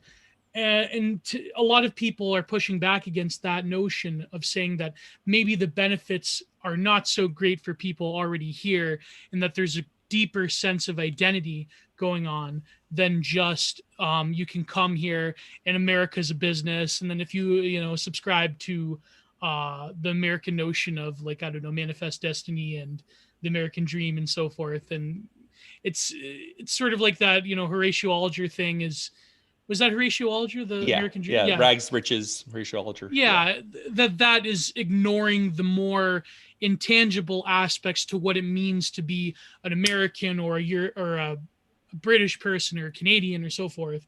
And so that was largely in a very, here's the thing. I agree that Trump was largely a failure in a lot of things in terms of material policy, but that was a propellant to that notion of looking at things, to say that no, maybe being American is something deeper than just I'm ethnically enriched by the different experiences I have of meeting people and going to different restaurants, and that there's something greater there than just people becoming cogs in this world economy, a citizen of the world sort of deal. So, can I just note the irony of a fella named Matsko, Polyakov, Penicietti, and even Edmund Burke, our Prudentialists. He was an Irishman who made it good in British politics. He was actually Irish. I'm Irish IRL, damn. so it all works out. Yeah. So there's a certain irony to be so literally all of our families did the liberal thing, came to America, and I would say not only were our families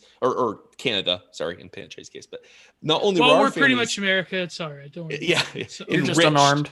Not only were our families better off, uplifted, improved by that experience of coming here, but so are our host countries are advantaged by the arrival of the Polyakovs and the Matskos and the Penicettis and But a counter argument would be to break out the Tony Soprano argument. He said this to Melfi. They wanted us Italians to come and build the empires, and we wanted a piece of the pie. And so, very much true. There was a different sort of when Italian, Ukrainian, Polish, Jewish immigrants came here.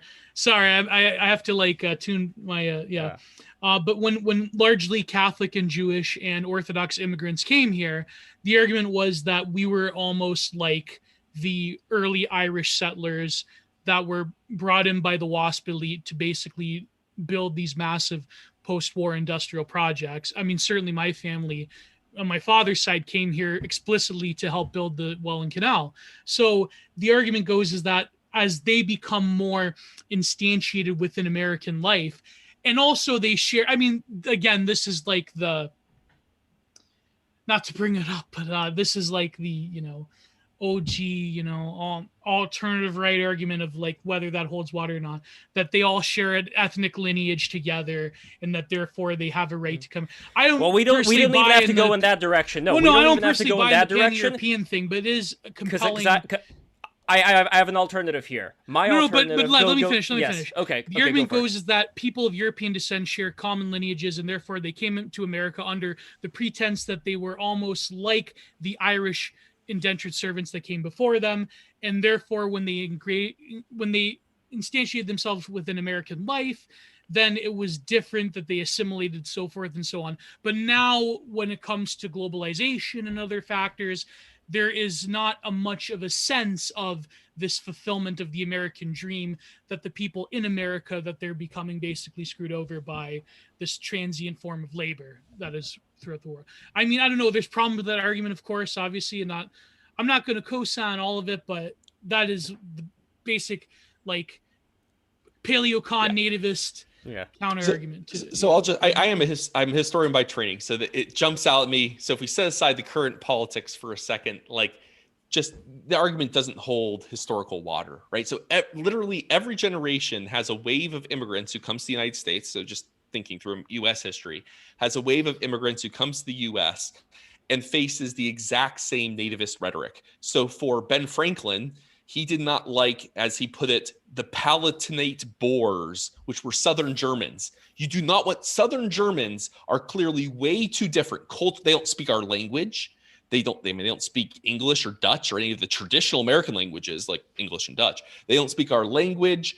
They're not even really civilized. Now, this is pre kind of the formal invention of pseudoscientific racism. So they didn't say that they weren't white like they would later on. In the 19th century, it was routine to say that Southern Europeans and Eastern Europeans and Irish were not fully white. And so you would see these parody cartoons where they would draw Irish immigrants with exaggerated, ostensibly, African facial features to show that they weren't truly white. So this whole idea that like they're of common stock throughout American history, every generation says, well, this group of people who come in, they're just too different. And then eventually they get integrated. Everything basically goes fine a generation or two later. They forget that last argument. And the next wave comes in. Now this time it's the Irish.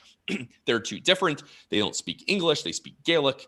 They are going to owe more fidelity to the Pope than they do to the U.S. Constitution. That's problems, Then they get integrated. Then it's the Italians. Then it's the Eastern Europeans and the Slavs. Then it's the Mexicans. And so every generation we see the exact same arguments. So this retroactive, well, but they were all European. Literally no one in American history said that at the time. That's retroactive reading back into U.S. history, something that wasn't actually there. And so it's historical garbage. I mean, I'm not saying I know that's not your view. You're just in general, citing the alt-right view, but like it doesn't historically hold water. Now, in our current moment, the current moment of, I'll make a prediction. Historians aren't meant to make future predictions, but just talk about the past. So take this with a grain of salt because it's not me with my historian hat on. But if I had to predict, in 50 years, it will be utterly bizarre to future people, to future historians talking about this moment that folks were complaining about an excessive number of Mexican and Latin American immigrants to the United States, and that people assumed they were somehow not white. They were not. So every generation of American immigrants. Well, there's an easy way to solve this. So you're saying Castizo-futurism is inevitable? Is that? Yeah, in the future, essentially, we'll recognize what the census already recognizes, which is that people who are of Latin background are white. They're Caucasian. So like that process is already kind of begun and will continue. Yeah. And the idea that like they were non-assimilable, that because they didn't speak English, that Spanish-speaking people shouldn't come here, that will seem as laughable 50 years from now, as it now seems that 50 years ago, people were concerned that the Italians would never become fully integrated because they didn't want to speak English. And I have the solution here. I have the solution. I'm not white. Okay, I'm a person of color, but I haven't gotten the benefits of being a person in the progressive stack. Okay, of course, it's fun to make all the progressive here we go. types, I have this the thing about solution for Italians, this. I have the solution for this where I think everybody can come together and agree. So here's my great solution. Okay, so if we look back at imperialist Russia, the Jews were not allowed to go to universities, or like a very few, like a tiny amount of Jews were allowed to go to universities. You know what they never complained about? They never complained about the actual subjects being hard. Nobody ever said that you have to lower the bar to get the Jews in. No, it was, I want to be a great scientist. I want to be a great mathematician, engineer, whatever. And once they got the chance, they were amazing. You know, they were able to conquer so much of the subjects as soon as they got a chance to participate in them, which is what I am for. I am for an open door policy when it comes to, if you are able to meet a certain threshold that we can judge, like how are we going to judge it? Well, we're going to have to come up with that. What would be a very high up threshold for the people who would come here? I don't care where you're from. I don't care about the color of your skin, none of that stuff. What I do care about is whether you can meet that threshold or not. And I think that is absolutely fair, because the other way would be to say, oh, well, these people can't do it because A, B, and C. No, bullshit. Everybody could do it, I think, but there has to be a threshold. If there isn't a threshold, if it's all just cultural relativism, if we would say, like I was talking about the Hindus, and as a historian, you know this, the Hindus, they burned the widows before the British Empire stepped in and put a stop to that, right? Like, I want to make sure we agree on that. Yeah. Sati, yes. So we could say today that if that practice, all of a sudden, some cultural relativists were to say, well, in England, you know, the Indians would, you know, burn the widows, and that's fine, that's their culture. And no, that's bullshit. That's a horrible thing to do, and we're going to put a stop to it. I think we could all agree there. So my whole thing is, if we are even talking about the Indians, so many successful Indians are living in England today, and they have been for generation upon generation. And I think that that is a great thing, that they are contributing to the country. But there are also people who are coming in from places like Pakistan, if we're talking about like phenotype, racial, whatever, same people. Pretty much same people. If we're talking about people who live in India, people who live in Pakistan, it was once the same place. Well, don't tell them that. Yet, though. That's if we don't go to India look and at say the that. yet if we look at the mugshots, if we look at the people who are in prison, they're not going to be Hindus. Most are not going to be Hindus. And I think that this calls for a realization that culture, how people act, this is something people have not only control over, but this is something that I personally think can be emphasized within the family structure by some way of encouraging certain things and disencouraging other things. But even before that, before they even get to come through the door, there has to be a certain established understanding. You have to meet this criteria. You have to be at this level. And if you're not at this level, it's going to be a big risk, because if there's not going to be as much cohesion, not racially, but culturally, as far as people coming in, like I came in, my family came in, we're Americans. We're not Russians, we're Americans. We love America, we love this country, and I would expect the exact same thing from people from Nigeria, from people from China, from people from Japan, whatever. Doesn't matter to me, as long as they can meet that criteria, that's what I care about, and I think that is absolutely a fair way of going about it. Though, but there's criticism of that civic nationalist sort of mindset. I mean, but then in America, that's just complicated. Well, what's the alternative? That's the thing. I really don't see a good alternative here. I'll make a note here. Well, just a real quick historical note. The prevalence of sati is controversial historically, because most of what is leaked into our current cultural consciousness about the practice of widow burning was a product of British propaganda sources. Was the polluting of the Ganga River you know what I mean? They also polluted the river there.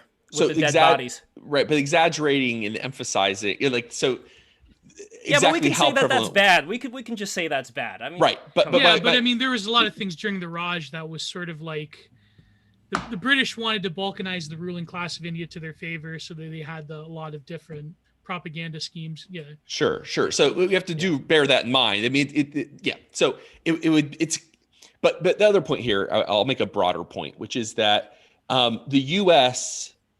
has an advantage in that being American has always been a transmutational idea. It is not an ethnic identity. Whereas in France, they've always had an issue, which is that you can live in France, but you can never be French. And this leads to exclusion, the lack of integration. You have, the situation in the banlieues of Paris, but in America, we ascribe to a system of principles, and that's what makes you American. Fidelity to a set of principles enshrined in various national documents and in social institutions and the like. So America's always had this kind of fundamental difference between even the rest of the West, the rest of the developed world. It shows up even today. Did you know that even the Republican Party, which is taking a nativist turn, actually remains more open? If you poll Republicans, they remain more open to the proposition that immigrants make America, that at least some immigrants make America a better place than do the most pro-immigration parties in Europe, right? So the most anti-immigrant faction in America is more pro-immigrant than the most pro-immigrant faction in Western Europe. So it's kind of an American exceptionalism argument. And what we've done a very good job of throughout our history is arbitraging other countries' irrational hatreds. So, and other empires have done this. Take Russia, your example of the Jewish population in Russia in the early 20th century. A lot of those Jews came from Germany as part of Peter the Great's Westernization reforms. He imported massive numbers of German Jews to fill out the civil service infrastructure, the new modern style bureaucracy. It was replacing the old Russian feudal system. Like, he was arbitraging. And why was it easy for him to recruit Jews to Russia? Because of anti-Semitism in Germany in the 17th and 18th centuries. But there were certain things that he was looking for. There were certain, let's say, things that had to be accomplished by people who he wanted to bring in there, as opposed to saying, we're just going to bring everybody in. It doesn't matter. The Russian argument. So I get rid of the Russian argument. But the same thing here, true in America. So you take anyway, so you can go down the list, everything from the Huguenots to World War II Jewish refugees to even to Russian dissident Baptists in Ukraine in the 1970s and 80s. America's been great at arbitraging the intolerance of other countries and attracting refugees and immigrants who make us a stronger, more innovative, wealthier place. But they don't just make us stronger from the fact that they're different. They make us stronger, if we're talking about people from specific areas, because they would, let's say, be more of a specialist at particular things that they would do really well. My whole thing is, let's just have a bar to say you have to be, this well educated. You have to, be this well. What's wrong with that? That's an equal opportunity thing for anybody. Because bringing in more immigrants is as close as you can come in economics and as picking up dollar bills off the sidewalk. So here's the thing. Yes, I want more skilled and educated immigrants coming too. That's great. I want more H-1B visas. I don't want H-1B visas to be tied to particular employers. No, but don't we already have too many people as it is? But I don't just want more educated immigrants. I want more unskilled laborers. But what about the people who are already here, though? What about the people who are here? Why can't we help them with the unskilled labor? Why can't they do the unskilled labor? Well, this is an interesting fact. So one of my colleagues at Cato, a guy named Alex Narasta, and I just had this great conversation about immigration for my podcast. One of the things we talked about was that here's the thing. If you ask an economist, they'll tell you that this idea that immigrants come and they take our jobs, or to use the South Park language, they took our jarbs, is based in a misunderstanding of basic economics. That immigrants actually, if anything, tend to have a slight positive wage increase for even unskilled American native-born workers. Why is that? And this is the fascinating little tidbit. If you ever hire someone to come paint your house, I did this in New Jersey a couple of years ago. Hired a crew to come paint my house. Well, the actual workers were almost all Latin American immigrants. I think one was Honduran, one was Mexican.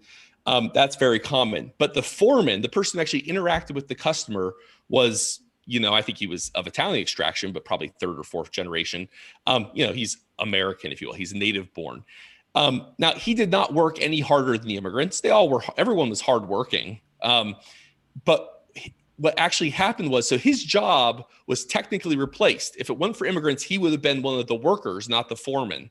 Why is he the foreman? Well, because he has English, language. He's fluent in English, obviously, because he's native born here. So what tends to happen is that immigrants come in and they don't crowd out native born labor and leave them worse off. They actually push unskilled native-born workers up the chart, up to higher positions and better paid positions in the same industry. So time and time again, you see that effect happen. But is that effect really happening in the inner cities, or is it happening in Appalachia? I would say no. That's largely, I mean, I maybe in certain industries, and construction's one of them. But well, it's like that Thomas Sowell quote. Thomas Sowell always talks about how people always look at the effects that they see, not at the effects that they don't see. And the effects that they don't see meaning what it would have been the other way around. And you could be right, but also I want to make sure that when we're talking about education, when I say education, I don't just mean education for earning one's wage, for earning one's dollar bills. I'm talking about education as being something that, let's say, my family, they were very much emphasizing that I get a good education. They were helping, with homework, me learning certain things. They were there. Now, we can say that there are people from all around the world who have the exact same quality. We can also say there are people from all around the world who don't have that quality. We could say that. We could say both things exist. Well, so my whole thing is very simple. Is basically saying, yes, I would love the Prudentialists to add in on this, but my basic thing is just, we have super let's chats have this. as well. Yes, we do have these super chats. Let's have this particular thing that we can aim for with people culturally and educationally, and that there is nothing wrong with that. Anybody can get to that level. That's my whole thing. And I know everybody can get to that level because I've personally seen it in people from all around the world. And to say so otherwise, I think, number one, I think it would be disingenuous. And number two, again, I understand what you're saying, that some people get promoted, but I just look at all the amount of people that we have here in the United States. I think, they can't get a job right now. That seems to be a pretty big deal. But anyway, Prudentialist. Yeah. Sure. Oh, sorry. Oh, sure. So to give credence to the sort of prediction, the historian prediction, is that you can take a look at a recent report. I think it's from the Pew Research Center, saying that more and more Hispanic Americans in the United States are becoming more evangelical. We're not identifying as much with the Catholic Church, but they're becoming more of a evangelized Protestant form of Christianity. So you could make the argument. I can't believe that. I know, that's. But that's what's happening. And of course, you have the ongoing identification of Latin Americans becoming white. So there is credence to Paul's prediction that could very much well happen.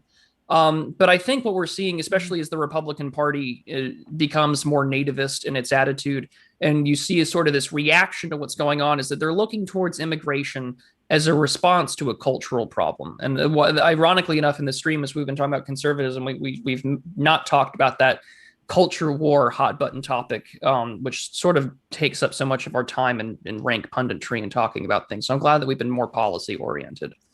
But to me, when I look at the concern of immigration, is one, I look at the fact that we're at a labor force participation rate that is at the height of, say, Jimmy Carter's administration in the 1970s, which is concerning that many millions of people are out of the workforce. And that a lot of our attention for, say, specialized visas are placed way more in the tech sector, which gives, of course, like what Lev was saying, is that we're looking at the things that we see rather than the things that we don't. To me, I'm more concerned about it, and I think the reason why the Republican Party has moved in this sort of, traditionalist nativist attitude is that, he's right. Paul is right when we're talking about the sort of American aspect of assimilation. There's that American exceptionalism that Italians, Jews, Polish, and Irish people who for a long time were, considered not white or considered to be, the low Europeans, are integrated to the average American culture. In fact, the largest demographic of considered white European Americans in the United States aren't even, Anglo-Saxon, it's Germans. But the thing is that you're sort of seeing an issue of the cultural narrative change. Education, you're seeing the issues of things of identity politics being more front and center, the issue of historical narratives that, the American mythology of Johnny Appleseed, Paul Bunyan, the American founding fathers are not placed as so much attention. So there's sort of this gut reaction to a generations of Americans that, identify with these people, that they look like them, they, have similar sounding last names and, ethnic backgrounds. And so they're seeing that being challenged in the wake of these changing viewpoints. And I think that's why immigration has become such a more hot button restrictionist viewpoint, on top of the fact that you have things that, and this is not even from a conservative or right wing perspective. A lot of the arguments you'll hear me drop out right now are from Philip Cafaro's book, How Many is Too Many? The Progressive Case for Reducing Immigration. And the two biggest ones that I can think of off the top of my head from that viewpoint would be one, cultural clashes. We do not have anymore a unifying cultural political narrative that we used to. And I think Christopher Caldwell's book has talked about that a lot, as how the civil rights era has redefined the American narrative, arguably for the worse. And then secondly would be an environmental concern. There are 331 million people according to the U.S. Census in here. You've got people like Matthew Iglesias pushing for 1 billion Americans, and the places that he wants to put them in, of course, are either conserved land or, have vital ecosystems. So between the various concerns of they took our gerbs, which I think really destroyed a generation of actual discourse on immigration. Thanks, Trey Parker and Matt Stone for that one. But the other concern, of course, is just that we're reacting in a policy format to a cultural problem. And I think that is a big reason as to why we're moving in the direction that we are. But even like we took our jobs, I mean, offshoring probably did more than just base immigration, but of course immigration didn't help. But it's funny how there's more Germans, but when you look at the landscape, maybe it's just because of Hollywood and media being largely centered around coastal cities, but it seems like an Irish and Italian culture has almost like more pull on contemporary American culture than like even I hardly see anything like distinctly German within the sort of American zeitgeist compared to like what us Italians bring to the table, or the Irish especially. But maybe that's just a product of big cities. World War II and National Socialism did a bit of a number on. Yeah, World War I and World War II definitely silenced that pride. Well, I mean, but even like the Russian thing now, it's like now we have this like re-territorialization of like a liberal narrative of anti-Russian, like anti-Slavic sentiment. Like now they're evil fascists rather than evil. Well, they are evil fascists. Gio, no, they're not, Lev. No, they're not.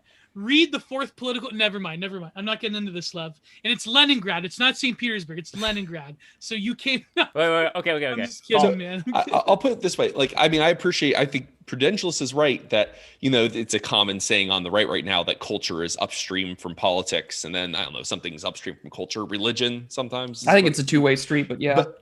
But here's the thing. There's something that's upstream from either, which is the structural. And so a lot of times what ends up happening in right-wing discourse around immigration is that there's a structural cause for some sort of malodorous, phenomenon, something that we don't like in American society, that we then blame on immigrants when they're not actually the source of the problem. So take, for example, the thing you started with, which was the labor force participation rate. It is very low, and that is a bad thing. It's a thing to note that a smaller percentage of American working age people work than almost at any point in, at historic lows, put it that way. And gotten lower because of the big disincentive to work from the pandemic, boost to unemployment benefits. So incredibly low workforce participation rates. But that's not because of immigrants, right? It's because of structural incentives. We have a whole system of government agencies and programs that in various ways discourage people from, needing everything from our broken disability system, which encourages, and if you actually have a disability or on the system, one of the things that annoys folks who have actual disabilities the most is folks who leech off of the system by claiming faux or exaggerated disabilities. Everything from the disability system to our unemployment insurance system to so it's not immigrants that are causing a declining workforce participation rate. It's a bigger structural policy decisions made a generation or more ago. So that's just one example, but in general, I see a lot of, and I'm not accusing you guys of this, but I see a lot of on the right of people blaming things on immigrants that what's really going on is something much deeper. Immigrants might be filling a void left by those structural problems. But even if you were to stop the flow of immigrants, which would be a mistake in my opinion, but even if you were to do that, those problems wouldn't actually go away, and arguably they would worsen because that's not the actual source of the problem. So just I wanted to put that in there here. But at the same time, the counter argument would be, and Prudentialist, you could speak to this as well. The counter argument being, to more sophisticated people on the right anyways, one being the structural problem is true because look at the economic life of us millennials, and I'm a later millennial being born in the early 90s. you have the wars, you had, well, okay, there was the grace period of the early 2000s, but then you had the wars, 9/11, then you had the Great Recession, now you have the Rona, whatever. So the economic life of millennials from undergrad university to grad school is like dismal, right? Like, yeah. But so another argument, the counter argument being is that the problem with this argument, often the problem with libertarianism, and often the problem with a lot of traditional, well, I mean, traditional is a slippery word, but let's say mainstream GOP politics, is that there seems to be a lot of emphasis on the raw economic output of the system itself, rather than these other values that people that are farther along on the right hold dear. And so a lot of this is predicated upon, yes, the economic situation, at least on paper, is great or whatever. Not anymore, but, sake of argument, they would say that, okay, yes, the few may benefit and maybe people might benefit down the line economically, but there are all these other less easy to quantify pressures on the average American of all types than just, economically we're entering a period of like greater growth and the big line going up and so forth. So that would be the counter argument. And in response to the counter argument, well, first of all, note that just the inherent squishiness of all this, like if you ever try to drill down on what folks mean, it's really hard it's like trying to nail gel to a wall. I mean, right. Like, until you get to the far corners of the kind of the far right, alt-right kind of section where it's like, well, what we mean is replacement of white people, then it's specific. But I'm not saying, it has to go there. But when you try to pin that down, do you mean, being broadly Christian? Well, what about Catholic people? Well, do you mean being Protestant? Do you mean being evangelical? Do you mean opposition to abortion? Do you mean like what exactly that means is typically left really unclear and inchoate, which is useful politically because it allows right-wing folks to build a broader coalition of folks who might not actually agree, but share a set of cultural concerns. And they can just, as long as they're on the margins, they can ignore those differences. So I'll just note the fundamental inchoateness of that concern. But then I'll also note, I'll put myself in the shoes of someone who's a cultural conservative, who's very concerned about, Judeo-Christian values. And I'll set aside the fact that that's a concept constructed over the last 70 years and all that. Yeah. But I'll put myself in that mindset. One of the deep historical ironies is that conservatives, for a variety of reasons, have ended up seeing Latin American immigrants as a threat to themselves rather than as key allies in the fight against, I don't know, whatever label we want to put on it, secular humanism or world progressivism, whatever you want. Whatever you want to call it. Post-Enlightenment liberalism. Because it used to be, if you actually just think about it for a second, because once upon a time, if you roll back the tape about 20 years, cultural conservatives had reason to be optimistic about the influx of Latin American immigrants because, one, they tended to be much more religious than native-born peoples. Their cultural politics, maybe not their economic politics, but their cultural politics tend to be very conservative. So Latin American immigrants support abortion or oppose abortion at a higher rate than native-born Americans do. They are much more likely to go to church. They're much more likely, et cetera. So by all these markers of cultural conservatism, immigration is a net positive. You're actually building the culturally conservative consensus. So it is a deep historical irony that cultural conservatives see immigrants from Latin America predominantly as some sort of threat rather than as a potential source of building up the coalition. I would just say one thing is that this counter argument would apply to the 2010s, but recently this has changed, and I'm more in agreement with you. But the counter argument would be that when it comes to Latin Americans coming to the U.S., culturally, yes, they are more conservative. But the problem with like the Jeb Bush, like natural conservative, like Marco Rubio sort of thing, is that they don't vote that way. And so it doesn't really matter because they'll vote for. Wait. Yeah. Sorry. Go ahead. Another example would be in Canada, and I'm deeply kind of involved because of my heritage. When a lot of the Italian and Ukrainian and Polish and I feel like we're leaving out the Slovenians, the Slovenian immigrants. My best friend is Slovenian. A lot of those immigrants, Slavs represent. You got some, yeah, Matskos. Yeah.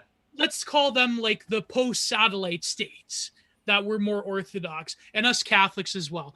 We came to Canada, but we largely in the 60s and then later in the late 70s, 80s, voted for Pierre Trudeau, not just. Let me not mention his name. I'll get angry. You got to spit over your shoulder three times. But two, Zingada. So we largely voted for Pierre Trudeau because he, in essence, weaponized that huge wave of post-war immigration to his favor because of economic insecurity of recent landed immigrants, and because of that we voted for his lavish social programs. And so then he redefined what it meant to be Canadian along largely, I would say, American neoliberal lines, right? So that would be a problem to that argument. But where I would agree with you is that perhaps maybe this natural conservative thing had to take a few more generations, because a lot of Hispanics voted for Donald Trump because he was very similar to their strongman ideal of what a sort of regime is. So that's complicated. And a lot of people on the political right, they're less, because, okay, what I wouldn't want to say lastly would be the alt-right, as we know it, is pretty much dead, let's face it. So a lot of more, fresh blood on the right, they're kind of less skeptical of Mexican immigration. Immigration in general, they're skeptical of, but they're less so in terms of explicitly along racial lines in terms of Mexicans and Hispanic people, because we're seeing, I'm seeing right now this sort of racial balkanization of America. And when it comes down to Afro-America and white America, what do you think the Hispanics are going to choose? They're by and large choosing white America in terms of what happened during these, ethnic conflicts in the summer and so forth, and with the Black Lives Matter thing. So it's complicated. I mean, I don't think America is completely going to balkanize, but I think that there's a good possibility that balkanization's in store. I don't know. That's maybe just being too black pilled, but that's a couple of points here. I mean, So first of all, the idea that they don't vote for conservatives is a bit of a self-fulfilling prophecy. They don't vote for conservatives because conservatives alienate them, actively go out. And remember, it's a self-fulfilling prophecy because we know it wasn't once that way. So take Bush in 2004, right? He does a lot of outreach to the Latin community. He speaks Spanish. He from Texas. He lots of Tex-Mex connections. He's not really from Texas, from Kelly-Bomport, Maine, but he's living there, right. Yeah. So, but he obviously pushed for the 2007 comprehensive immigration bill, which failed.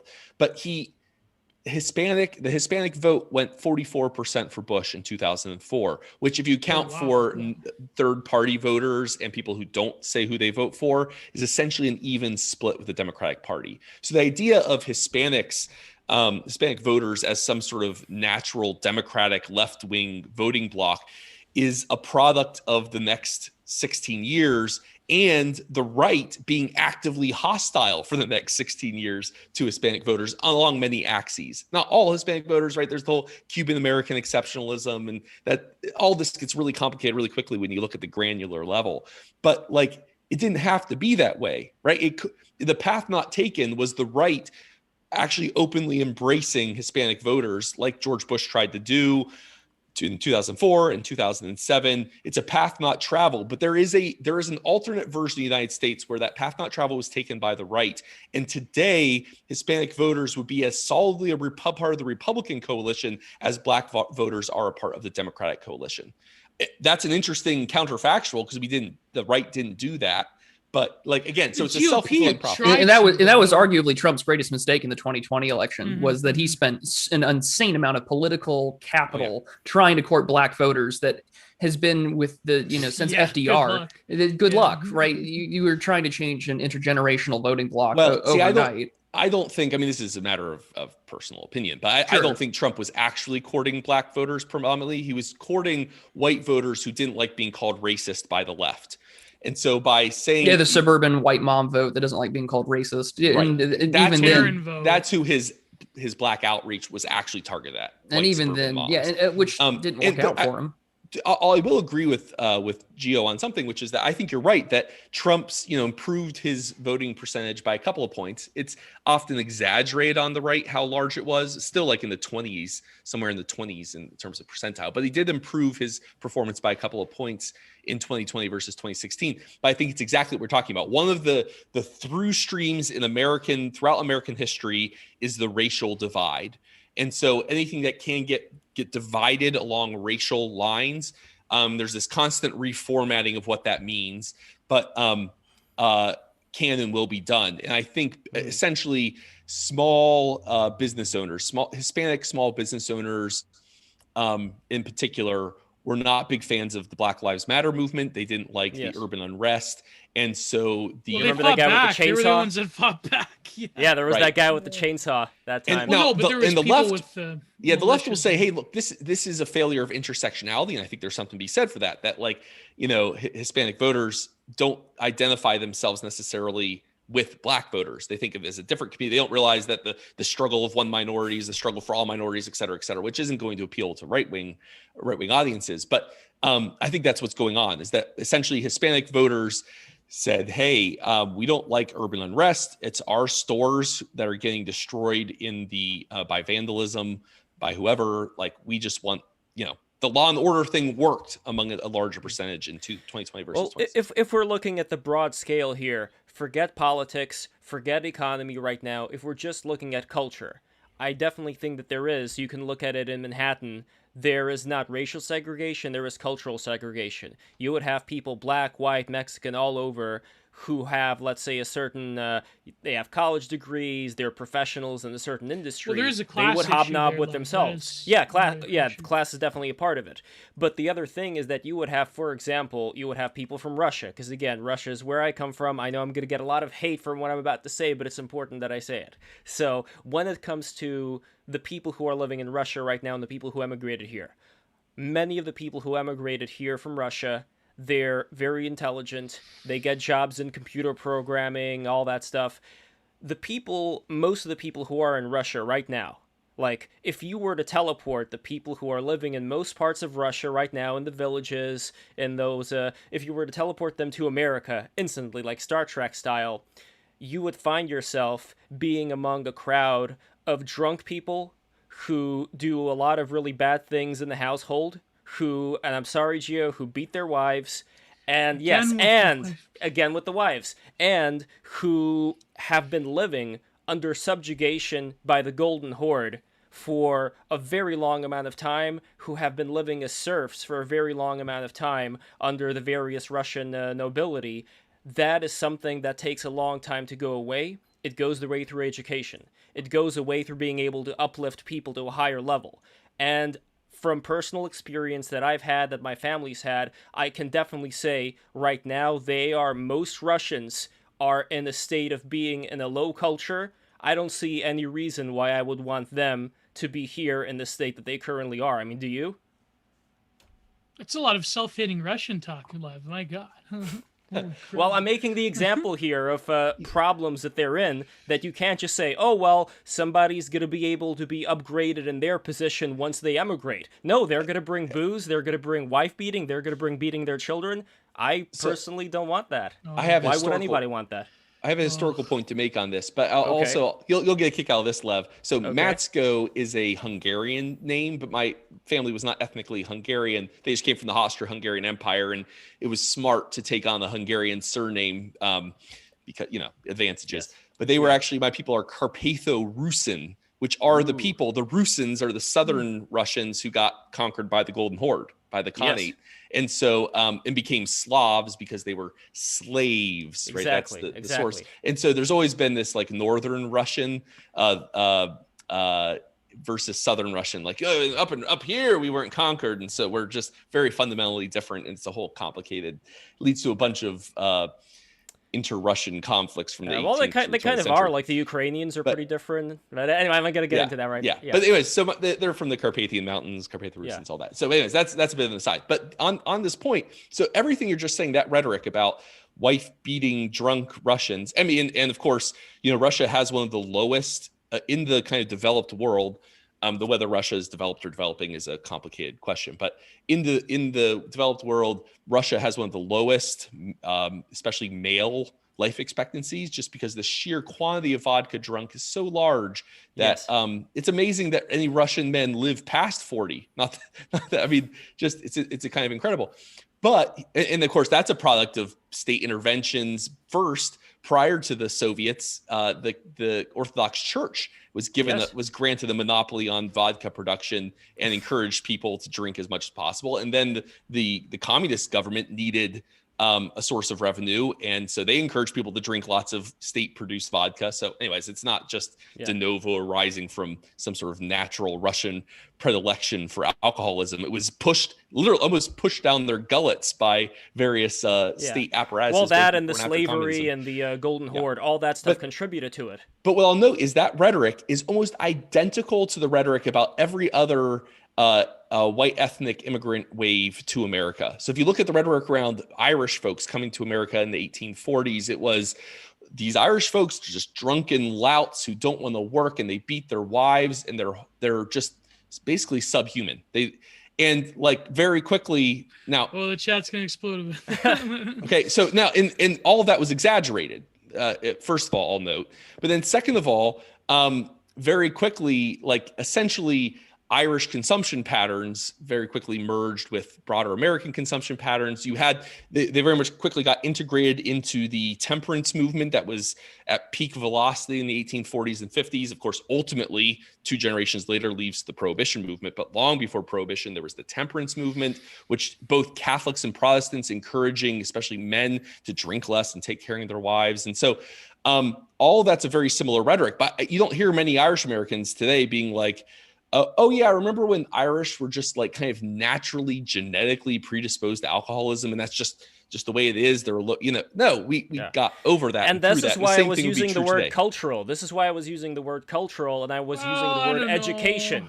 The reason why I was using the word cultural and education, what that means is that these things, Rome wasn't built in a day. They don't just go like that. What you were describing, Paul, was institutions that took it upon themselves to create a kind of system where people would be able to be educated, and a lot of the Irish people and a lot of the Italian people, they were able to get educated and get to a certain level. Today, a lot of what we're seeing, unfortunately, is the cancellation of certain specialized testing because not everybody is able to get to that same level of being able to do those specialized tests. To me, that is a bad sign. That is a bad problem. And my whole thing is America already has a lot of people to deal with. So again, if we are going to say, culturally speaking, who can match that mark that we would set for a certain amount of excellence, like why throw in a bunch of drunk Russians at this moment to basically to overfill this cup when we're already not doing a good job dealing with,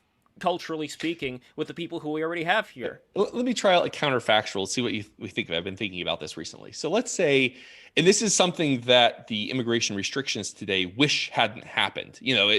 Take Jeff Sessions. He loves the 1924 Immigration and Naturalization Act, which essentially stopped almost all immigration to the United States from 1924 to 1965, and he hates the immigration, the 1965 Immigration Act under the Johnson administration, which led to 80 million people coming to the United States over the subsequent half century, right? So almost everyone who's here today is here because of the 1965 relaxation of our immigration restrictionism.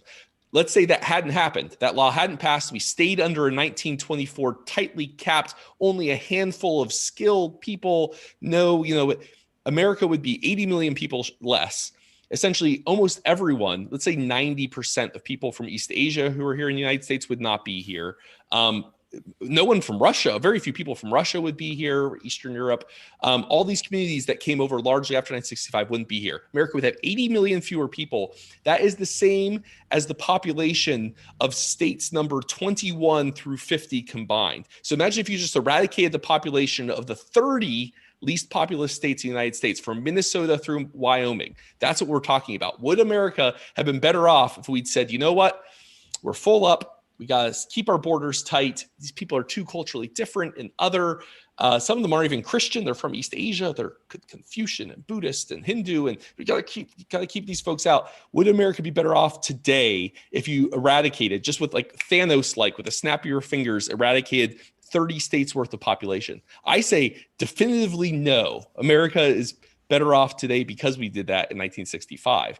So to me, like we can actually test this conception. There are two paths we took, and but that falls into the same problem that any sort of economist would have, is that you're taking a look at one variable, and then of course with all economic things is assuming all things stay the same. So I mean, that if we were to put that in there, we wouldn't know what the economy would look like. We wouldn't know how America would respond to the post-war environment, if the birth rates would have changed. There's a variety of other factors that sort of throw that counterfactual, at least on its premise, into question. Do I agree with what you're arguing? Yeah, like the disappearance of 80 million people overnight would definitely cause a problem. But the question also becomes, well, what does that affect with us, like culturally, economically? Would we be having, say, like German Pride Month, because a lot of our scientific achievements post-war come from like the Germans and Operation Paperclip and Werner von Braun? I guess that would be an interesting. It's an interesting counterfactual, and it's an interesting hypothetical. Well, but also I don't think it's the amount of people that makes a successful country. Again, if we're talking about Russian people and let's say Estonians, for instance. You could say, oh, well, they're different, but it doesn't matter. Like, you could say, like, they're both white people, whatever.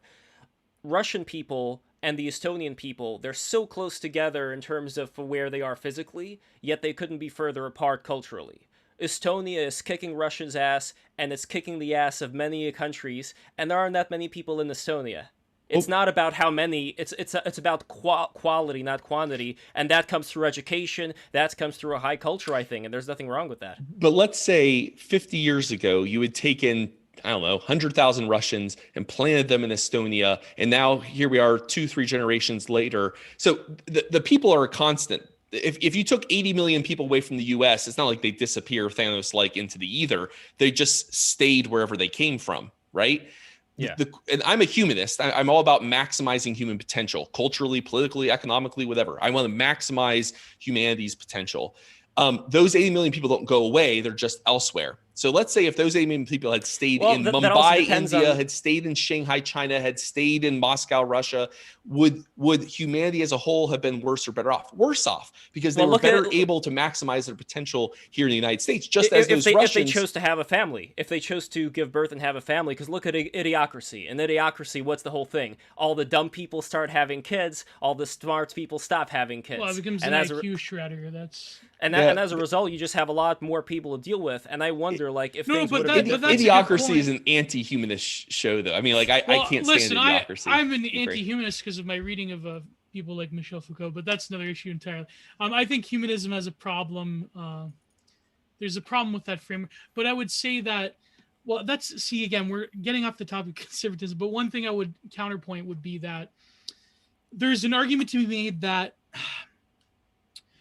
there is a reality of like brain drain within these native countries and continents, and that maybe those people would have had their destinies elsewhere in those other countries, and it would have fundamentally changed the makeup. But that's really like, that's like psychohistory type of stuff. Here's a great counter argument to that counter argument, which is, so take this name that's kind of in the news right now. Everyone's getting their COVID vaccine. The mRNA vaccines, the ones everyone likes, Pfizer and Moderna, clearly the best vaccines.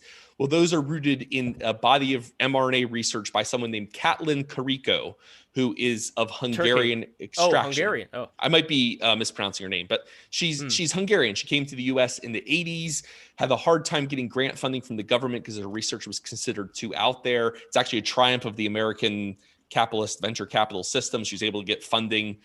Couldn't get it from the government, so she got it from venture capital, started her own company.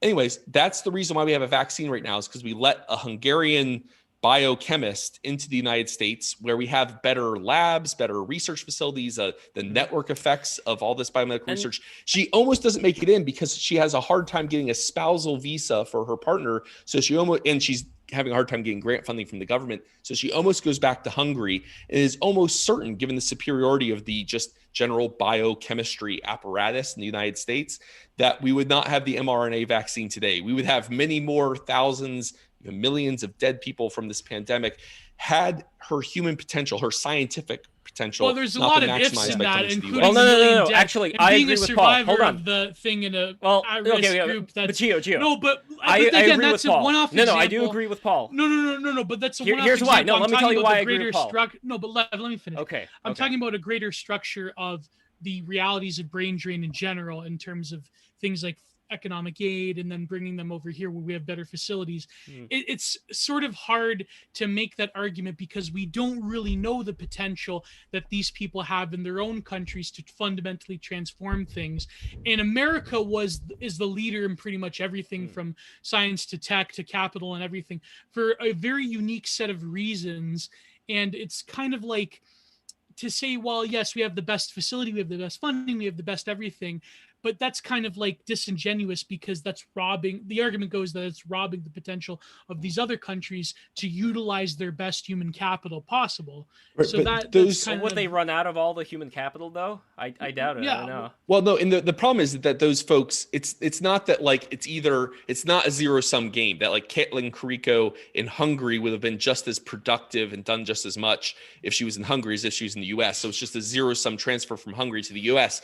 My proposition, I mean, obviously it's debatable, but my proposition is that it actually unlocked potential she would not have had if she'd stayed in Hungary. So like net global. So yes, in a zero-sum game, Hungary is worse off because Katalin Kariko failed or didn't stay and came to the US, but total net human potential, global potential was it was enhanced because on net Katalin Kariko was a more productive scientist because she came here and didn't stay in Hungary.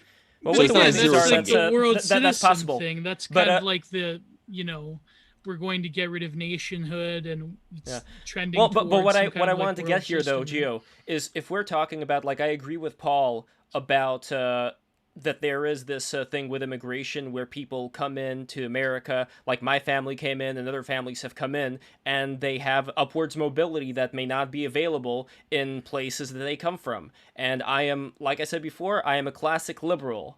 And as a classic liberal, I am somebody who believes in an open door policy for people, but the caveat here is as long as they, like I keep saying, Paul, you know this, as long as they get to that particular level. I bet that, and I could be wrong about this, but I bet that her family didn't really beat her up. They didn't really beat up the kids. They didn't really beat up the brothers and sisters if she had any. And I don't think that the people that they were exposed to, their family were also beating them up. My point here is that, Paul, would you agree with me that it would be better not to have people come into America, not to have families come into America that beat their kids up on a regular basis?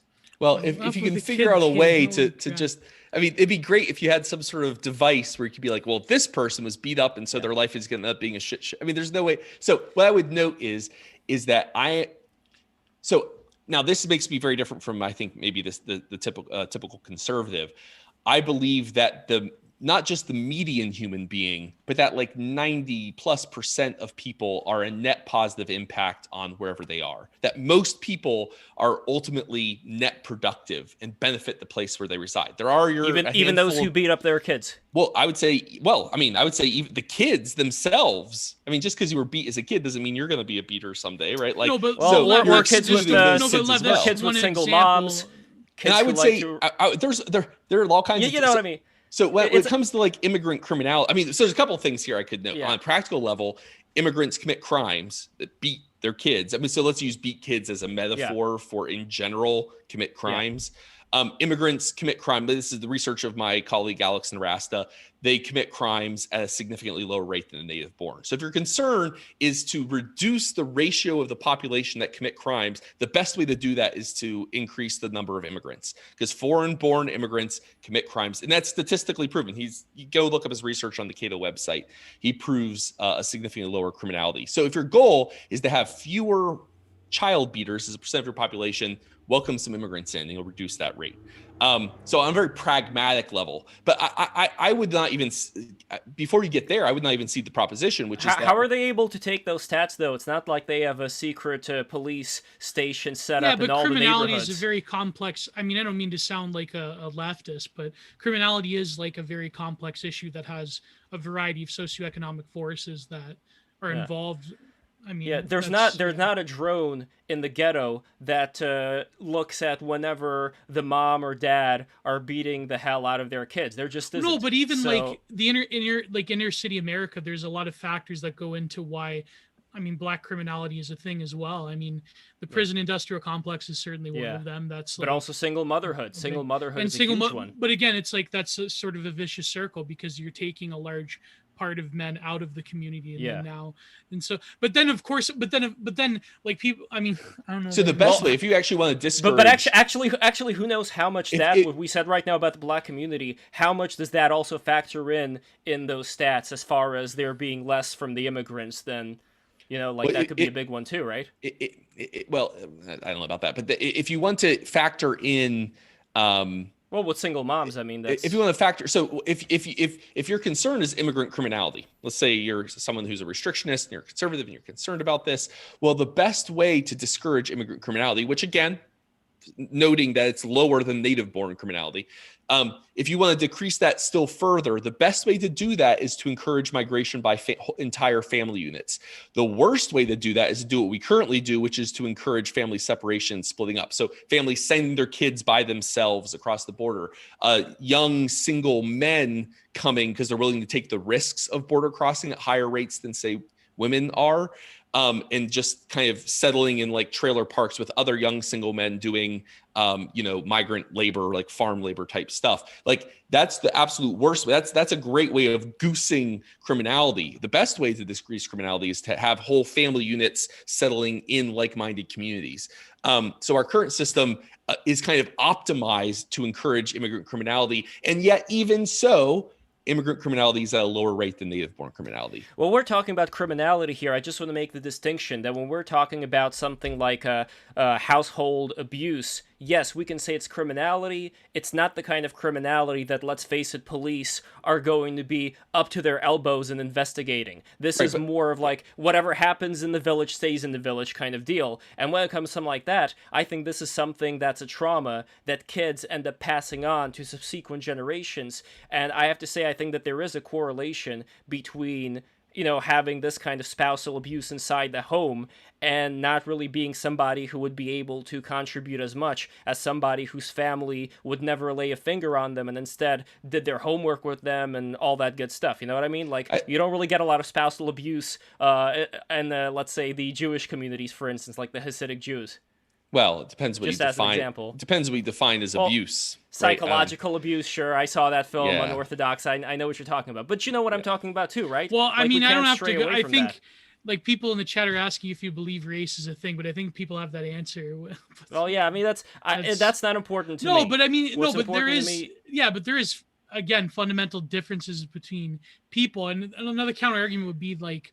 But that's changeable, Gio. Like we were talking before with the Hindus and the. But it seems that it's predicated upon bringing people into America to like share the wealth of our innovation, and it's not really. I mean, wouldn't the true humanist approach be to give people the tools in their own nations to actually prosper and to lift themselves out of poverty than this very unstable sort of patchwork solution of bringing in poor people from throughout the world rather than reconciling a lot of their own unique dysfunctions and histories of colonialism and also just the failures of certain governments in other countries that, let's face it, by and large are being influenced by the American government. I mean, we all know the realities of American foreign policy and so forth, having, especially in Latin America, right? So, I mean, whether or not we can, I mean, people on the political left have a different opinion than people on the political right in terms of Latin American, American influence upon Latin America. But that would be, a lot of this is predicated on just, you know what I mean? Like, it seems that that's just a temporary solution from like, why is it that these people are escaping these conditions of poverty and subjugation and so forth? You know what I mean? It's just the whole like Matty Iglesias, a billion more Americans thing. It's like, I don't know. Something about it just comes off as like, well, there's poor people over there. Why can't we bring them here? And then it's like, it's all good, right? So, well, I mean, this of course predicated on your view of economics, but economics isn't a zero-sum game, right? So it's not that if you bring them here and they are better off, which they will be. I mean, by any measure, someone who comes here from poverty in Honduras, the U.S. will be better off in very quick order. But they don't become better off because they're taking from us. That's a zero-sum view of economics. They're better off because their own human potential has been maximized, and as it's been maximized, it actually benefits everyone around them. Like put it this way: you do not think when your neighbor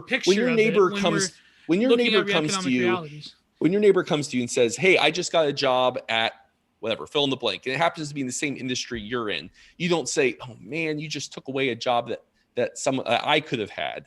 No, you say, well, they're working that job, and because they're working that job, they're not taking it from someone else. What they're doing, they're taking their wages and they spend it on every additional person added doesn't take away from the wealth of every pre-existing person, whether they're born or immigrated. They actually enhance the wealth of everyone else because they consume, they work and consume, and that creates, so every job taken by an immigrant or by a baby who grows up into an adult, every job taken creates more jobs on net than the job taken. And like, if that's in the back of your mind, then you don't worry about immigrants coming and taking from us or babies being born and taking from us. You think of them enlarging the pie, right? I worry about the babies growing up and it doesn't seem that enlarging of the pie is actually a reality on the ground anymore. I mean, even just the consumption-based economy of America, and rather than a production economy. I mean, that alone is another stress upon. Like, I mean, how long can we keep buying cheap shit from China forever, right? I mean, that's I mean, just talking in terms of economics, we've been talking a lot about culture up to this point in time. But let me throw a few numbers at you. So we tend to exaggerate how, if you ask people, so when you ask people, are you better off than you were 5 years ago or 10 years ago, which is a common question. Do you feel better off than you once to be? You're not actually measuring whether they really are better off, but whether they feel better off. And when you ask someone, so what you're actually saying is, do you feel better off? And what you're really measuring there is not whether they're better off, but whether or not their degree of ascent corresponds with their expectations. So you're actually measuring whether expectations have been met or not. And it is something of a modern impulse, and especially an American impulse, to assume that will be the gap between where our parents were at our age and where we are at their age will look like X, that the shaded area underneath that will be a certain size. And when it doesn't correspond to that, we do not feel better off, even if we actually are. So by every measure, millennials, us, right? I'm a millennial too. I'm more of an elder millennial.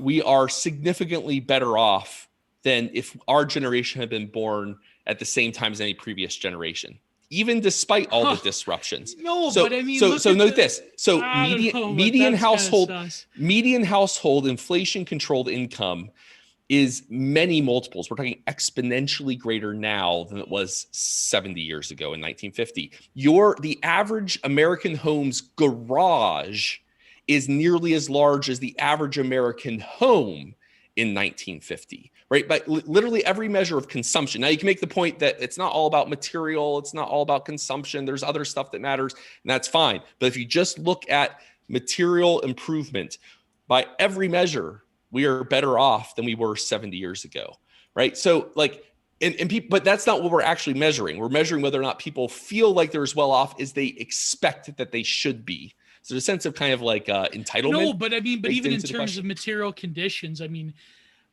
maybe like in some kind of like 2010s time warp, you could say this, but by every measure, it seems that millennials are worse off, like certainly worse off than their boomer parents in terms of their purchasing power, their job security, their home ownership, their rate of just having families and getting married and having stability in life. It seems that millennials are getting shafted, and Zoomers as well are going to even feel the pinch even harder. So I don't know if like you could focus on like it's true, the expectation of people is bottomed out, but as people were saying in the chat, like I think it was Super Iron Bob that said like the boomers don't even realize like how much they structured the economy to like lift the ladder and up he has from a new their kids, comment. right? He's been sending us $5 comments all this time, and I just want to say thank you so much. Some of them are pretty harsh, though. I got. Well, here's not the harsh one. This was how many people can raise a 4-person family on a single wage nowadays. So, yeah. I mean, this is kind of what we talked about before about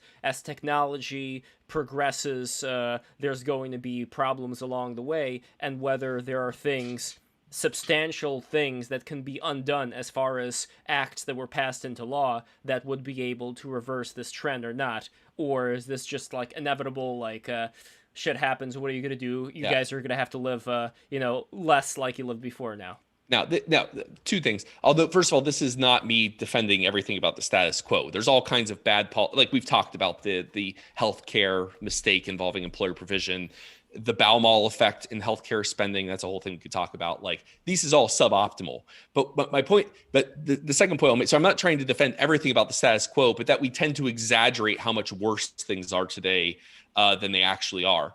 And the other thing I'll note is that even that question, so the question of how many people can raise a family of 4 on a single income, is rooted in historical naivete, in a nostalgic view of the past. So for example, what was it like to raise a family of 4 on a single income in the 1930s? What did that life look like? Well, first of all, only at the time, I'd have to pull the exact statistics, but in the early 20th century, before the GI Bill, before the mid 20th century, and only like 2% of Americans went to college. Today, it's nearly a third. So first of all, your family of 4 on that single income, odds are, especially if they're, this kind of idealized and Mayberry kind of lifestyle, none of those kids are going to college. Neither of those parents went to college. If you look at what expectations were for living space per person, they were living in the equivalent of your house. My point is they're living in a much smaller house. They're probably only a single car family, if that, depending on when you're looking. 1950, they're probably a single car family. 1930, they a little bit before that, right? 1930, maybe only half of households have a car. So like on measure by measure, educational attainment, quality of living, the amount of calories they consume and the quality of those calories, you do realize it's not until the mid 20th century that average American height tops out. Like average American height's been pretty stable ever since the mid 20th century. Yeah. Well, not just the height. And general health, right? But life expectancy, if you're born in 1930 versus 1950 is night and day, right? So your life expectancy was significantly less. You literally didn't grow as tall because you didn't get as many calories as you needed on average. So like, yes, a family of 4 could be raised on a single income, but to what standard? Not the same standard as the family of 4 today. So yeah, but I mean, you're using a lot of you're correlating a lot of these things. There's a debate among each section. Like, let's look at education. Now, I'm not at your level. I mean, I reached the master's level, but I would argue that maybe it's good if we have a massive reduction in the people that go to these universities because of this expectation of us millennials that we had to go. And there's a lot of people, and those standards have been lower. And as people are pointing on the chat, education itself is not a correlation of the intellectual health or vitality of a civilization. Now, it's true that most people, education always was, and I argue that maybe it should still be, an aristocratic endeavor, but that's me being an elitist or reactionary, blah, blah, blah, but I would say that just in terms of practicality, there are societies who are, in terms of living standards, even better than the US that don't have that same fetishism towards higher education. Now, when it comes to just raw calories, you have to realize that it's kind of these comparisons between a previous era and now is complicated because of technology and because of our life expectancy growing. Now, there's going to be a massive retraction to millennial life expectancy. In the first time forever, it's going down, right? I mean, whether or not that's predicted, because we get too many calories. We're so wealthy, we get too fat, basically. No, but it's even just the sort of type of calories that the average lower income person has access to in America is staggering. I mean, a lot of this is because of industrial farming, because of the chemicals in the water turn the freaking frogs gay. But I mean, it's there's also personal decisions too. I know it's that plays hyperbole. a No, role. it's personal. As you said, there's hyperbole, but it's just a lot of these supposed goods of post-scarcity are brought about by a lot of corporate industrial practices that are going to have, in my opinion, dramatic and devastating long-term consequences upon the population of the world, not just America. But if we look at the temporary boost to people's living standards now, my argument would be that I don't really see that holding in the long term for a variety of reasons, both at the failure at the public level in terms of government, but also the sort of seceding of all aspects of public life to the what we you could call the corporatocracy. And so to argue that, yeah, it's very good that Jeff Bezos and Bill Gates, they are employing people at a greater rate. I mean, I don't know. I don't really feel comfortable with handing over the means of life itself to people like Jeff Bezos, but that's just me. I mean, yeah. Hey, I'm looking forward to Prime Day next month, so I'm the wrong person to complain to about that. I gotta admit, the only reason I have Amazon Prime, because as an artist, it's the shipping costs are kind of like for materials, but that's I know I'm being a total hypocrite, but it is true. I mean, this is the problem I have with a lot of like libertarian or like liberal thinking, is that there's a lot of these things that are harder to quantify. But I feel like me and you are talking forever. I really want to get the Potentialist in there, and maybe you, Lev, you could talk about how they used to beat the women in Russia. I don't know. No, I did like want to say real quick. Zizek said that one clip from Zizek. But then we have Eastern strongmen despotism. The men rape and beat their wives, but they like it. But here they rape and beat their wives, but they don't like it. You know that one clip from Zizek? Yeah. It was his document. Well, look, there were multiple instances of people, some of who someone could find that clip. Post in the chat. Some of who have been talking about how when they went to school, a lot of the kids who did come from a different culture than they did, who were in the school, they ended up beating them up.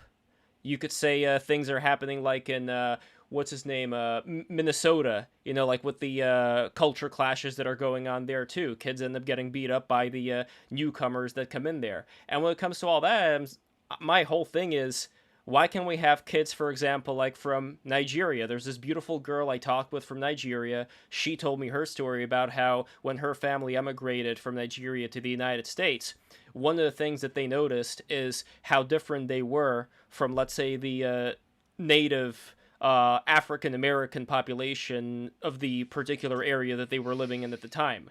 They noticed that there was a difference in culture. And again, it's like you could say that, racially, however you want to say, very close as far as, coming from the same places in Africa. So for me, it has absolutely nothing to do with any of those factors, but what it does have to do is culture. So if somebody like her and her family were able to come in here and they were able to have this certain standard that they met exceedingly. All her brothers ended up having amazing jobs working in the medical sector and things of that nature and in entrepreneurship. So my whole thing is, if they were able to get to that area, you were saying that it's not possible to have some kind of a structure to kind of figure that out from the beginning. Like, how do we know what the quality of the parents and the kids are as far as how they interact, how they, like you're saying that that's not possible. I think it is possible, and I'll give you a reason. Israel. In Israel, they don't have, from what I understand, as much of an emphasis on you have to take off the shoes, you have to, put the water bottle in, whatever. In Israel, they have special people who are trained, and they are, this is a lot of time they devote to training to look at people and to figure people out, to understand where they're coming from, whether they have certain, let's say, whether they have a bomb strapped to them or something like that. Like it's something that cannot be quantified. And I think the biggest disagreement, like Gio said... Yeah, but Lev, come on. I mean, Israel is a very... No, Israel's great. I love Israel. An example for I love Israel, but here's but we still didn't solve the problem. What is conservatism? We no, we're gonna get to that, but real quick. What I want to look at here, and then I would love to get to the Prudentialists. What I want to look at here is there is this differentiation between Gio and Paul. As far as Paul, you rely, and I think it works out in certain areas, to rely on statistics to look at, like, by showing this, I can demonstrate that this is the case. But for me, when we are talking about things of a much more fluid nature, as far as an Israeli officer looking at somebody and figuring out whether or not they have a bomb, that is something that I think... Well, Lev, let just make I can't really define just it. clarify, Lev. You are of Jewish origin. I am. I am of Jewish origin, and let's I get love that Israel. out of the way. Deal with it. Deal with it. No one else in this chat has the right to talk about Israel. So that's just. So what I'm basically please, move on from this. What I'm basically getting to, Paul, it's not about Israel, but it's not about Israel, Gio. What it is about is being able to have a certain standard of judgment, being able to perceive the way that they interact with their family, with their kids. And now we have the internet. This information, I think it's not as hard to get today, where there could be determinations of when this family is going to be in the United States, are their kids going to beat up other kids in school? Are they, you know what I mean? Because it does happen. It does happen. So what I think I'll know, I mean, there is a very long history of,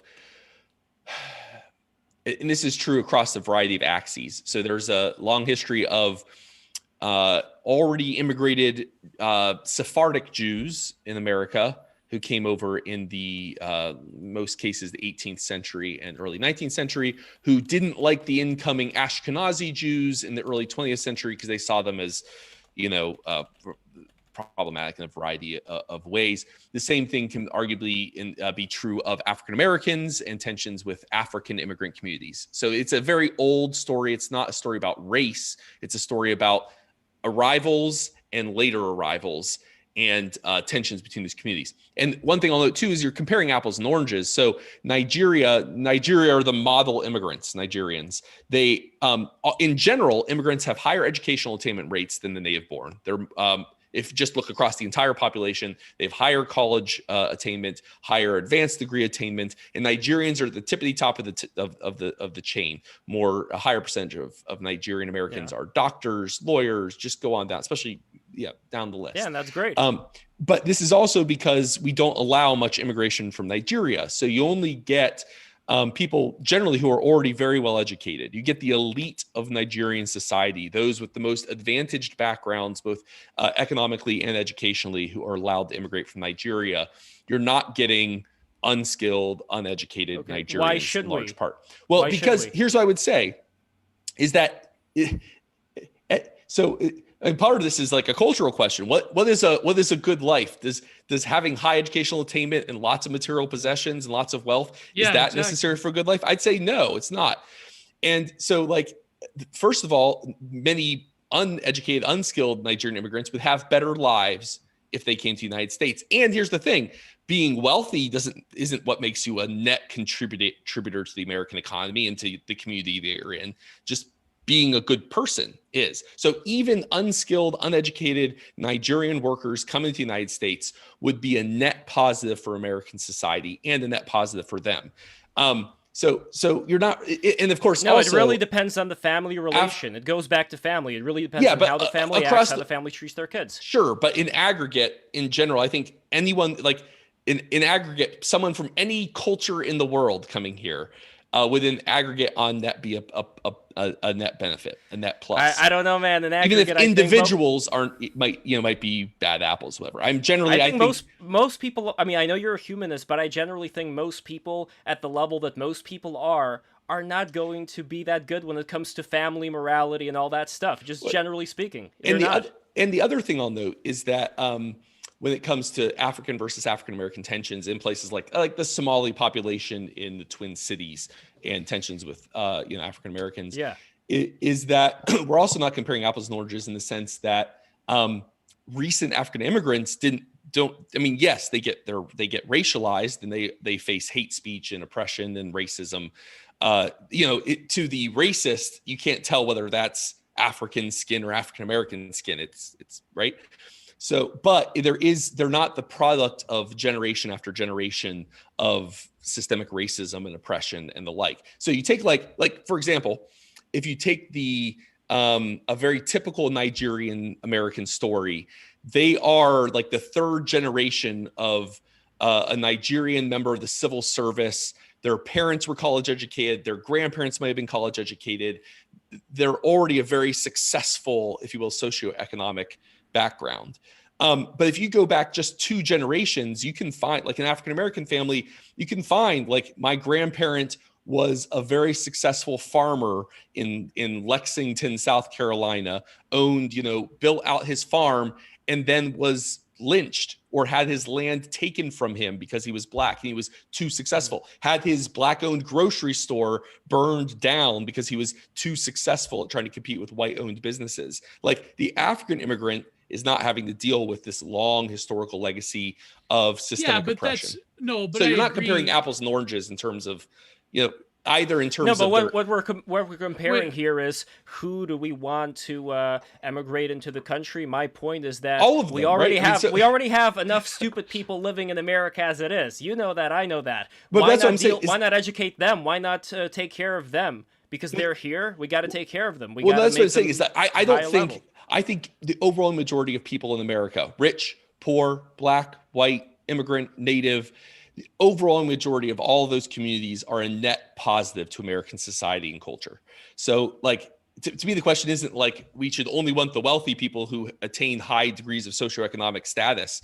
Even poor people are a net benefit to the United States, right? Like, so that's. But the only thing you said so far regarding that, which I'd love to take a look at, but I don't understand, is this promotion of the person who was, right, you were making that comment earlier about how at a construction job, somebody who was a native born was now promoted to a higher position because people were living there. Again, I'm not seeing, like the Thomas Sowell quote that the Prudentialists also made a note of, the things that we're not seeing as far as all the people in the Appalachians, like all the people who are already here, like... No, but the positive they're not seeing is that, the consumption of, say, that Honduran member of the paint crew, he consumes stuff which benefits all. I mean, so the invisible is not just negative, the invisible is also positive. Yeah, but how do we know which one is stronger? That's the question for me. Well, here, I mean, in this sense, it's economics and history. Like, economically, we know, I mean, that's an economist question. I'm not really an economist.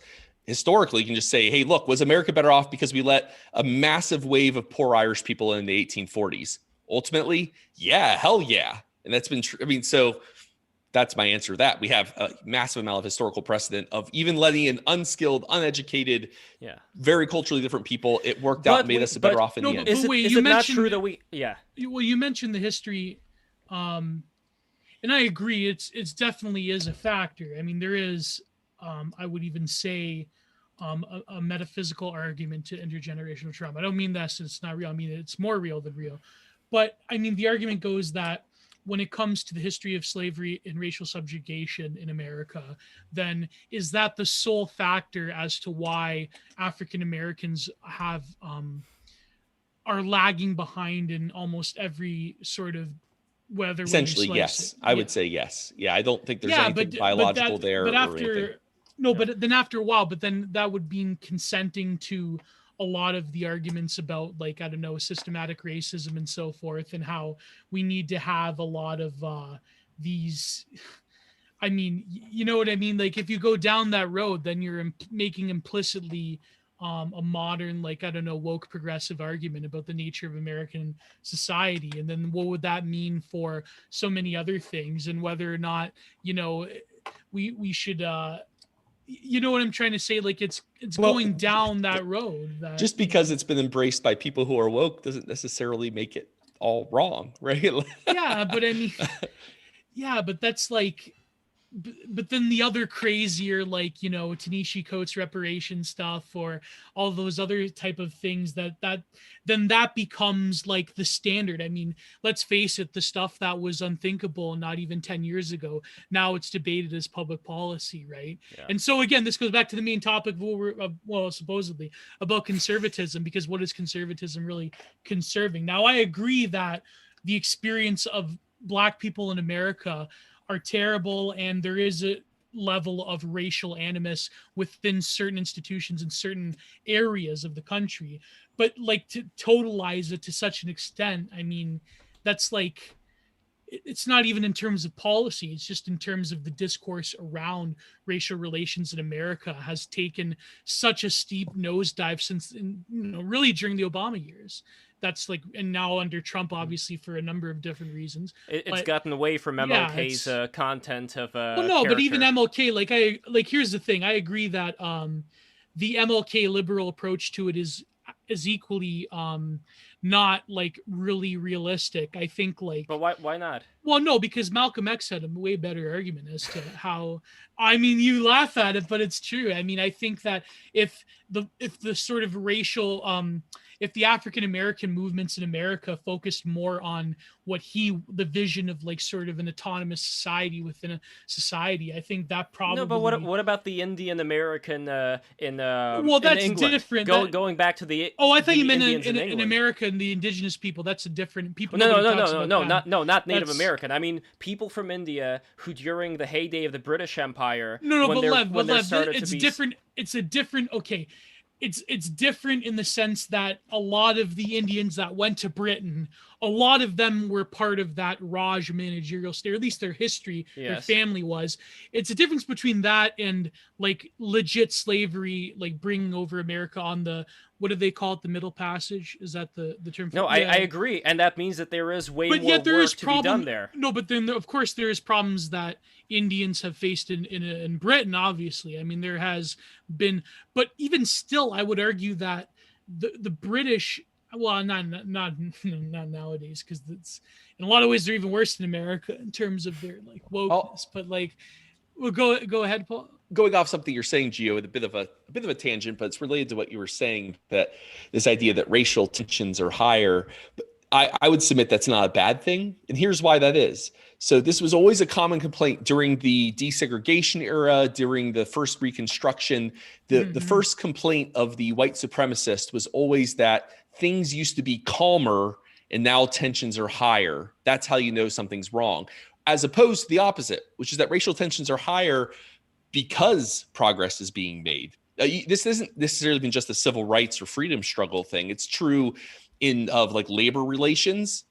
Labor relations were tended to be a lot tenser in the 1830s and 40s, not because the condition for workers got worse, but because they were getting better. So they had more relative freedom to organize. So the beginning of American labor unionism in the mid-19th century is a function of their relative freedom to organize and push for more. So the same thing's true. So there are increased racial tensions. What about all the riots that we're seeing right now? But then the riots are a good thing. I mean, not that I'm saying you're saying it, but this is one of the things that we're witnessing right now. The riots, but the implication, as well as the Los Angeles riots in '92. I would not say that was a good thing. I would say the protests are a good thing. I mean, sure, riots aren't a good thing, but like the idea that like whenever black people there were riots there, like we can well, yeah, but I'm not talking about that. What I'm talking about is that like black people expressing discontent with their oppression is not a sign that things are bad. It's a sign that they feel free to push for full equality, right? Like, so racial tension rises. Also have institutional support at every single level. I mean, Black Lives Matter gets how many like millions, even billions of dollars from banks and corporations and so forth. So this isn't like, this romantic liberal idea of a movement grows organically to fight for quote unquote rights. That's problematic in that a lot of these movements were consented to by factions of elite populations to begin with, and they were allowed in, like, that's the tip. I know that's like the typical prudentialist, this is like typical neo-reaction argument, but this whole notion of like organic movements that come about to that may not be a bad thing. I mean, Gio, my opinion on this. But it's problematic in that it's the sort of the mythology of the liberal modernity that a lot of this comes about organically and people are fighting for their rights. I mean, there's a lot of complexity there in terms of how these movements grow to such prominence to begin with, or even to the point of enforcing such stringent discourse around race in America now in a lot of these institutions, right? So we can argue about that in theory a lot. I'll just make a grounded point, which is I think you're putting the cart before the horse. That this is a big talking point among GOPers right now, which is like woke capital and businesses showing support for BLM. That's the cart, right? The horse that started this. So if you look at the origins of BLM, look back at like the Ferguson riots, man, there wasn't any woke capital involved in that. It was a authentic expression of grassroots dissent that bubbled up. And as it became more successful, it attracted more, if you will, capital support and the Well, like. if we look all the way back, yeah, but to, then that's saying that there's no true believers. Yeah. Among... No, well, look at Prudentialist, Rosa please Parks. hop in, my friend. Wait, Please, hold on, you've real quick. talked about this Prudentialist. Yes, please save but look me. at Rosa Parks just for a second. Rosa Parks. Oh, don't she bring was up the Rosa Parks. No, but true. I mean, it was not subversion by the United States government who enacted Rosa Parks. It was the USSR funding communist agitators, and she was part of that whole thing. Was she getting money from? No, I don't know. That was a common talking point among segregationists in the 1950s. They accused civil rights organizations of being funded by the Communist Party, but there's nothing to those. There are very why do you say indirect, there was there some are very evidence indirect connections between individual like civil rights leaders. Think of like Bayard Rustin. He actually was a communist sympathizer, if you will, before he became an anti-communist, anti-imperialist in the later part of his career. But that's a whole other complicated story. The Soviet story. Union put money to everybody. They gave money to all the agitators. There's no significant financial tie between the Communist Party, either the Soviet version or the CPUSA, and like the NAACP or the Southern Christian Leadership Conference. That's just they're giving money to Black Lives Matter and Antifa right now. No, I wouldn't say, like, when it comes to communism in Russia, I think like the real black pill for conservatives isn't that like the external enemy of like the commie Russia, because Russia wasn't a Soviet communism wouldn't be like considered quote unquote progressive the way that we've like formulated in America. So I think the real black pill for conservatives is that a lot of the sort of discourses that have maturated into things that conservatives don't like, that is almost like entirely born out of a lot of like American like, or a distortion, or rather a lot of what America, in terms of its like founding sort of mythos, a lot of that can easily germinate into like whatever you want to call it, woke capital or not. So the problem with the John Birchers is that they thought that this was the external enemy of communism funding, godless communism is funding all of these whatever you want to call it, woke, activist, proto-woke people, whatever, right? So then, of course, talk radio picked this up, and as you know, in your research. And so the problem is like the even more deeper black pill is that a lot of this stuff that we're seeing now, it's not a product of like, I don't know, the Frankfurt School of people coming over to American universities and creating cultural Marxism. But no, it's more of like it's much more within the American tradition of liberalism. Sure, so a lot of modern, and again, a lot of modern right wingers are arguing. Patrick Deneen, again, great resource. But real quick, okay, here's the quote from Christopher Caldwell's Age of Entitlement. And Paul, you are more than welcome to disagree with it. You are more than welcome to pick a bone with him. This is where I got this from. So, 5 months before the monogamy bus boycott began, Rosa Parks had attended the Highlander Folk School in Newmarket, Tennessee, an academy that the Congress of Industrial Organizations had set up for training social agitators. She was an organizer of considerable sophistication, one of the intellectual leaders of the monogamy and NAACP chapter. Yeah, that's all true. Yeah, but so what's the tie here to Congress of Industrial Organizations? That's what I'm curious about here. But Lev, we've gotten off topic with who funded who, because I mean that's the one of the precursors of the AFL-CIO, right? Like, so there's a whole complicated story I can tell about the old left of the 1920s and 30s and the Popular Front period and the transition to the new left in the 50s and 60s, and some of those organizations continue on, but the CIO in the 20s and 30s was tied into a broad socialist, communist, Popular Front. But by the 50s and 60s, it was Stalinists. I mean, the Stalinists were taking it over at that time. They were taking over all the unions. Well, I mean, no, I mean that's so. And they were calling all the socialists social fascists. There's a complicated story you can tell about the conflict between the AFL and the CIO. But by the 50s and 60s, the AFL-CIO is a generic center-left, anti-communist, left-wing organization. I mean, so now there were.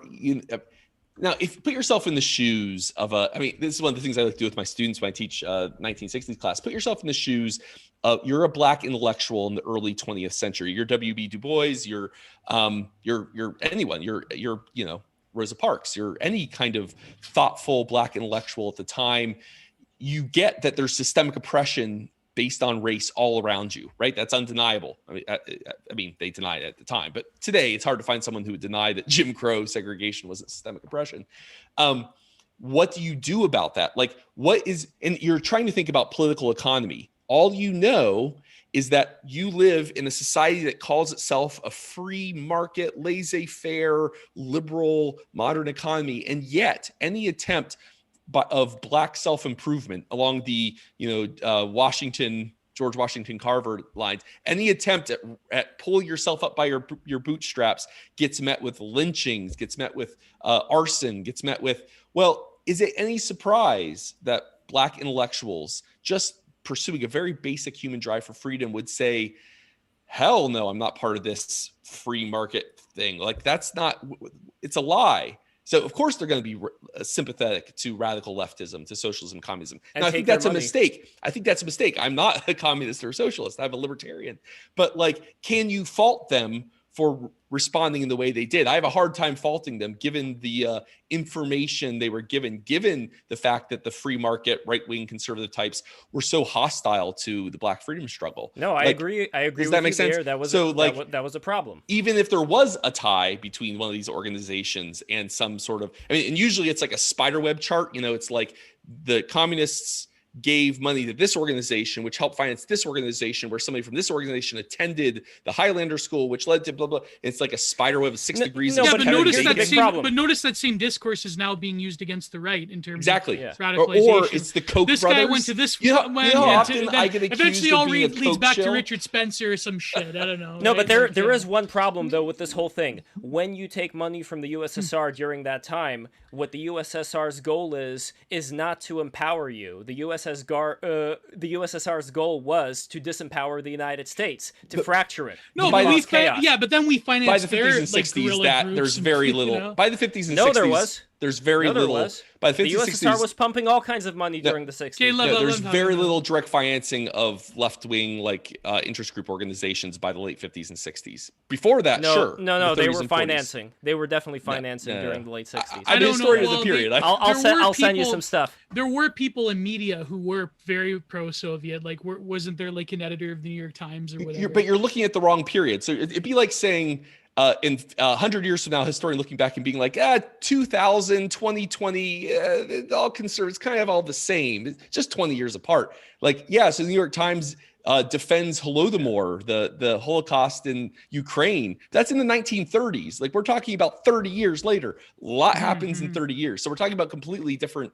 Yeah. Well, we're talking about also the time after Israel was founded, when Israel gave the middle finger to the USSR. So the USSR decided to do a whole anti-Israel campaign. And what do we get today with academics who are on the left in the United States, which is most of them?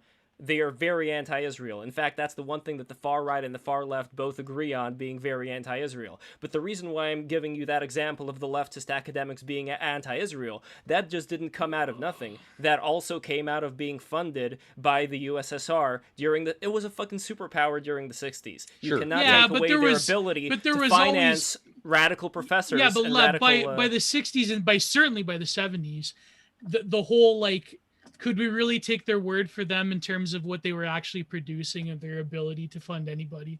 I mean, that... Yes, because it was a superpower that brought their money into particular things. Man. It wasn't the same. The generals could afford caviar as much as they wanted to while people starved. In terms of the general economic output of the Soviet they had plenty Union, of money to throw around for stuff like that. I don't know, Melv. I think you hate Russia to such an extent, Lev, that you wanted to. What? You're going back to John Birch. The communists are going to take over the world. I want Russia to improve. That's gentlemen. What I want. I've had a lot of fun, but about hit 8, and so I need to go take care of my kid. Well, Prudentialists. I want to hear one last thing from the Prudentialist for Paul, and then we didn't even get to how the free market being correlated with conservatism. We didn't even get to that in terms of how that's a misnomer. Did you say a quick thing? If you want to talk about fusionism, right? I mean, that goes back to what Frank S. Meyer and his essay in the Defense of Freedom. I mean, I think what we're seeing, to get back to the question, and I've spent a long time now listening to everyone to talk about immigration and talk about that. I think what we're seeing is a lack of a problem, both with structure, trying to conflate policy with culture, and we are definitely hit with a malaise of a homeopathic politics of just we are looking for sound bites and snippets of what makes us feel good as we try and engage in sort of the next election. And what the problem becomes, of course, is that we engage in policy because democracies, especially with how ours is structured, encourages us to use our political capital, spend it now, because we'll never know when we have power again. And so we're now dealing with the consequences of these sort of power grabs and these political minutiae of 30 years ago, generations ago. And it's coming to roost. And so we have a messaging problem, a structural problem, and then a superstructural problem, I think, with how some parts of our government are laid out. So I think it becomes very important. That's why I've been appreciating listening to what Paul has to say, is that it's important for us to look past perhaps our biases of nostalgia, our biases of what happens in the past, also to look at the numbers and what actually comes around. So we can't allow ourselves to look with only one eye open into sort of that telescopic lens of ideology. So this has been very enlightening to listen to, and I'm glad that we've had these conversations. And Prudentialist, what do you see as the, not just future of America, that's a whole big thing, but the future of conservatism in America? Where do you see that going? At the current point in time, we are seeing a reactionary sort of movement arise out of it, maybe nativist as well. But I think that the way to go for the future of conservatism, I have my objections with how it's currently structured democratically. I think that there are some things that could be done to fix it. But with the current way of electoral politics, I think if the right is to adopt more unorthodox ways of, being pro-family, pro-tradition, you can actually achieve that sort of Hispanic castizo future that was once lauded in the future. But I think right now, because there's a cultural problem of the American founding mythos being attacked, you are seeing an increase of identity politics being raised on the left. I mean, this goes back to Barack Obama in 2012 with the future emerging Democratic majority. And, now we're talking very openly in the New York Times about, we can just replace them, says Miss Goldberg in the New York Times, when talking about Georgia, which was a conspiracy before. Yeah. But now, we're talking about it openly and lauding it politically, which of course is creating tension. And so how can you have a civil society when things are very divergent in partisanship? Right. We are now openly attacking things on racial and political lines. There's no founding unified civil religion or civil political narrative that brings the country together. So unless someone or some kind of movement comes out to address these problems that can either unify disparate groups, both left and right and center together, or you try to find some sort of solution amicably where we're more federalist and we're more, all right, red states are red states, blue states are blue states. Until we address those issues, you're not going to see a very, I think, positive message for the future from either side. And just to clarify, I don't consider myself a white nationalist, or rather, I have problems with the totalization of race in general. Same. But at the same time, the fact that they are going down that road of maybe it's it was a conspiracy theory. Then it's now, I mean. Yeah, that's so. We could have another 3-hour stream, but it's getting late where I'm from. I'm getting quite hungry now, so it's. I really appreciate the fact that you took your time out to speak with us about this, and this is really important stuff. And I hope you weren't reading the chat because my God. Oh God! I'm sure I avoid the chat. I'm sure I was getting crucified. It's not generally my crowd, but that's okay. We have to read super chats too, but we'll do that later. No, well, you brought up very important points, Paul, and that is definitely something to consider. Let me send you some stuff about the USSR. Later on about that from my own family perspective. Anyway, I enjoyed Paul, chatting with both of you. Yeah, this was a lot. It was fun. Thank you. Same here, Paul. Thank you so much. And guys, you could find Paul Matzko's work. Let's see your book over here. Let me promote your book right now. Radio Right. If you want to know, here I'll do the pitch. How about I do the pitch for you real quick? So elevator pitch. Thank you. Yes. The most successful government censorship campaign in the last half century targeted conservative broadcasters in the 1960s. And it's as big of a deal. It should be mentioned the same breadth as the Comstock laws. It should be mentioned the Alien Sedition Acts. It should be right up there. So essentially, conservative apprehension about government censorship, whatever you think about today, and that's a whole complicated conversation we could have, it was actually true in the 1960s. The Kennedy and Johnson administrations, allied liberal interest groups, went after right-wing radio broadcasters and all but nearly silenced them. They got rid of Father Coughlin. Well, that's a whole other kind of conspiracy. Well, of the he FDR dabbled in certain. Yeah. Well, I mean, there's some truth there, too. Never mind. Don't talk about it. That's the whole thing. So sometime I can come on. We can talk about broadcasting history, what it means for the internet today, and all that kind of stuff. But it's a crazy story about a censorship campaign that almost no one's ever heard of. And we are against censorship, which is why we do this stream. We want to bring all different voices together to talk, to learn something, and I want to keep engaging on these things. I'm going to look this stream over, consider everything that's been said right now, so we could look forward to a better tomorrow by working together. How did that song go? When you're a part of a team. I'm not going to get into that right now. But anyway, Paul Matsko, thank you so much, brother, for coming in. This is great. This is what we do. Break the rules. We bring all the people together, and we break the rules that say that we should be apart. We should not be apart. We should explore all these different ideas and get to the bottom of things. And this way, I really appreciate Paul Matsko coming on. Thank you so much, brother, for being here. All right. Have a great night, guys. All right. Bye-bye. You too. Take care. Bye-bye. So guys who are watching this right now, be sure to subscribe to Break the Rules. I'm sure you all are, but for those who have thought, you know what, maybe I'm just going to watch the stream and not subscribe, what the hell are you doing? Before we go, subscribe right now. We're not going yet. We got to read the super chats. Oh boy. Sorry, okay, Lev, you read the super chats. Okay, well, okay, you read it. All right, okay.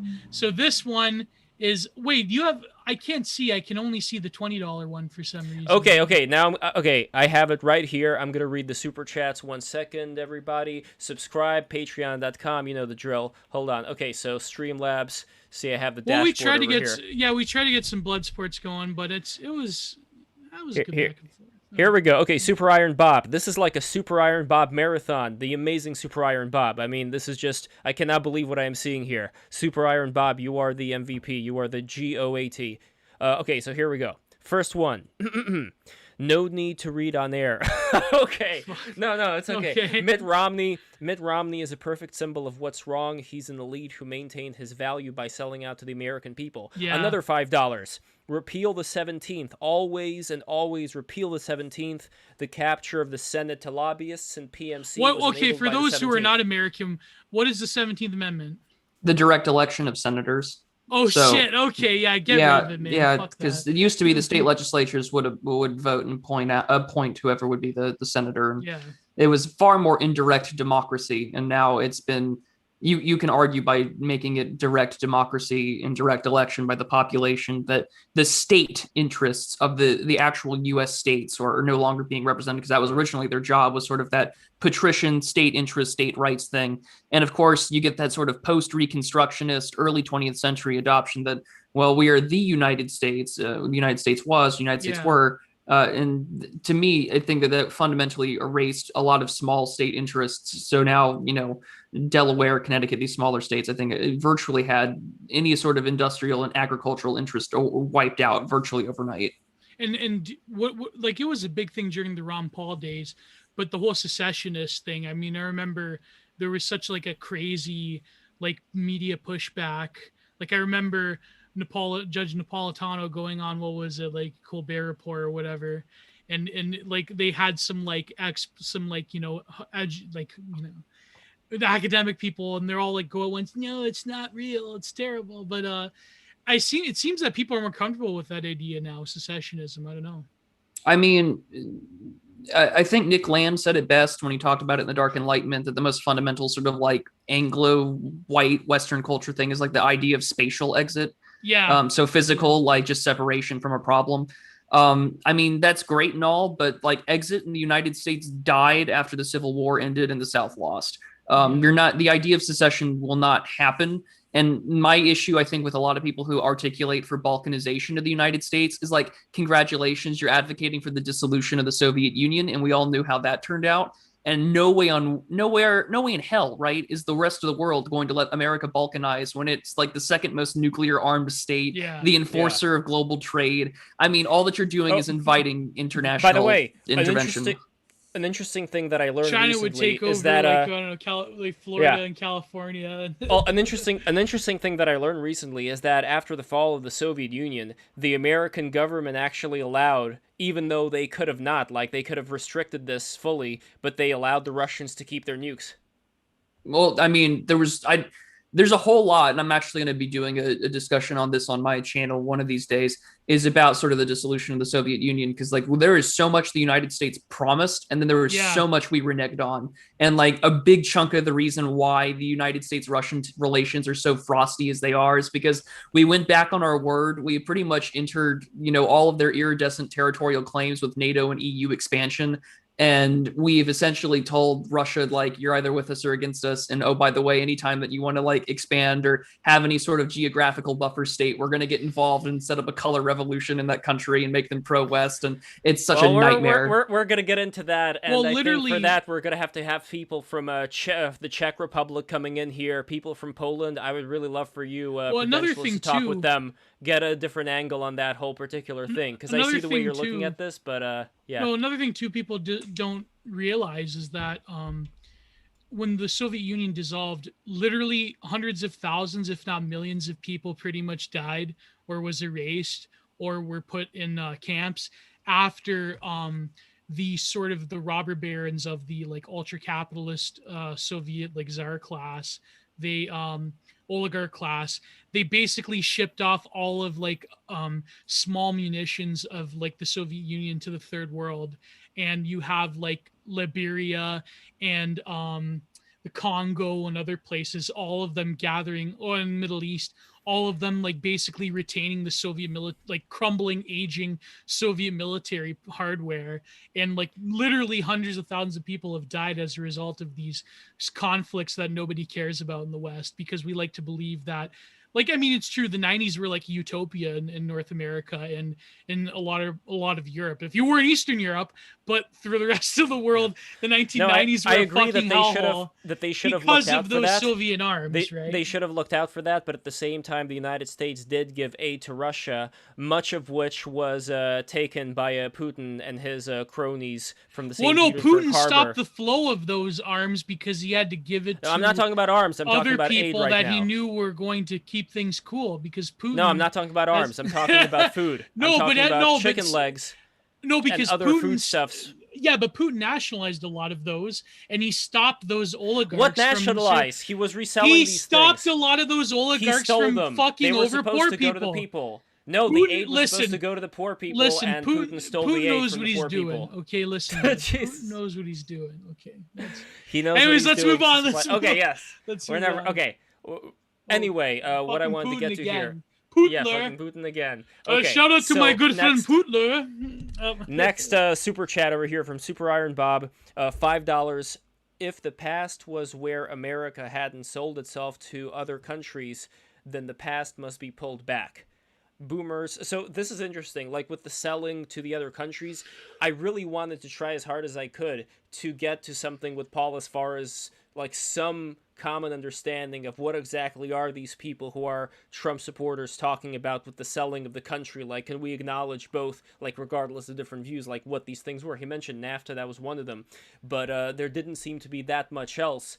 And like, what would you say, like, what would you add to that as far as certain laws that were passed that he could have said that would apply here? Prudentialist, I'm curious, like, do you know of any off the top of your head? So, I mean, it really depends on how you want to look at it, because from a defense standpoint or like a Cold War national security standpoint, like the sort of quote unquote selling out of the country is essential in like having wealth and having trade alliances in order to like have capital that you need to wage war, or to have the economic leverage for production over other countries.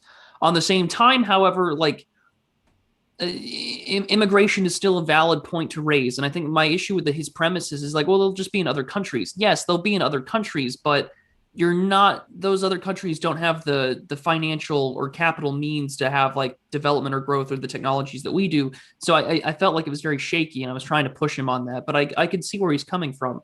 But I mean, in terms of selling out the country, like, again, there are other issues that we need to look at. The fact that Congress has been ceding its authority to the executive, which means there's no actual accountability of government, and we rely politically on the courts way too much.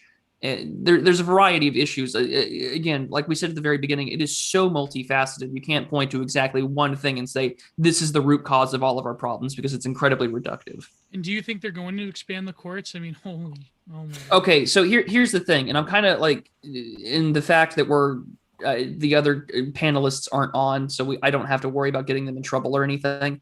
Listen, after what happened in the last few months, we know that these people have power. They can fortify whatever they want in regards to getting the results they need, which means the manipulation of procedural results to get the outcomes that they desire. So at the end of the day, these people have the power that they want. The Senate parliamentarian has said that you can pretty much get anything passed with a minority vote. It is all but inevitable. The goals that they want to accomplish, whether that's immigration increases, refugee increases, the court expansion, these things will most likely happen. The question becomes, like we said in the last stream I was on with like quoting why nations fail, the reason why democratization allegedly happens is because it becomes that game theory thing, whether or not it's okay to, be violent or engage in some sort of, political activity that garners the attention of the state.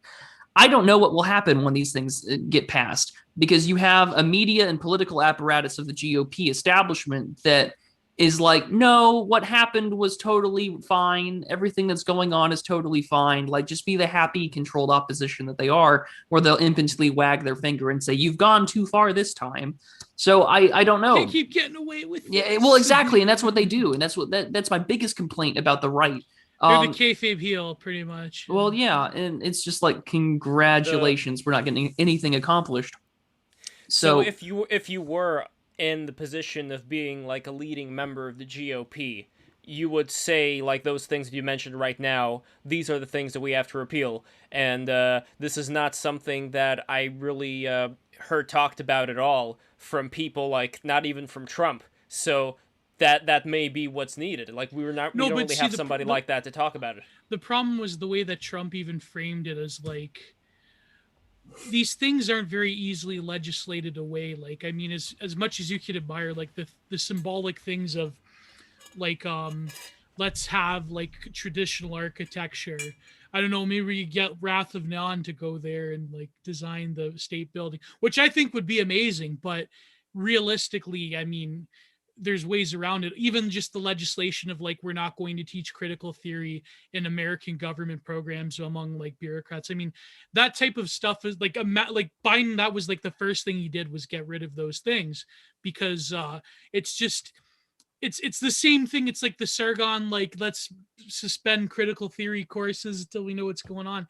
It's like these culture war issues, they're not reduced down to like, unless you had a traditional society where you could totalize a form, like, or not just traditional, because that's a slippery word as well, but if you had more of a quote unquote base society where you, that word is cringe now, that you could like basically create a cultural apparatus around these issues that is amenable to the right. I mean, that's not, you can't just come in there with like, that's the problem with conservatives in general, is that they're so focused on like electoral politics and government institutions that they really don't want to reconcile the fact that power has changed, and that you can't just make a legislative like policy around like, oh, let's no more feminist professors, now it's just going to be funding for I don't know, economic programs. We're gonna get the fucking University of Chicago in there to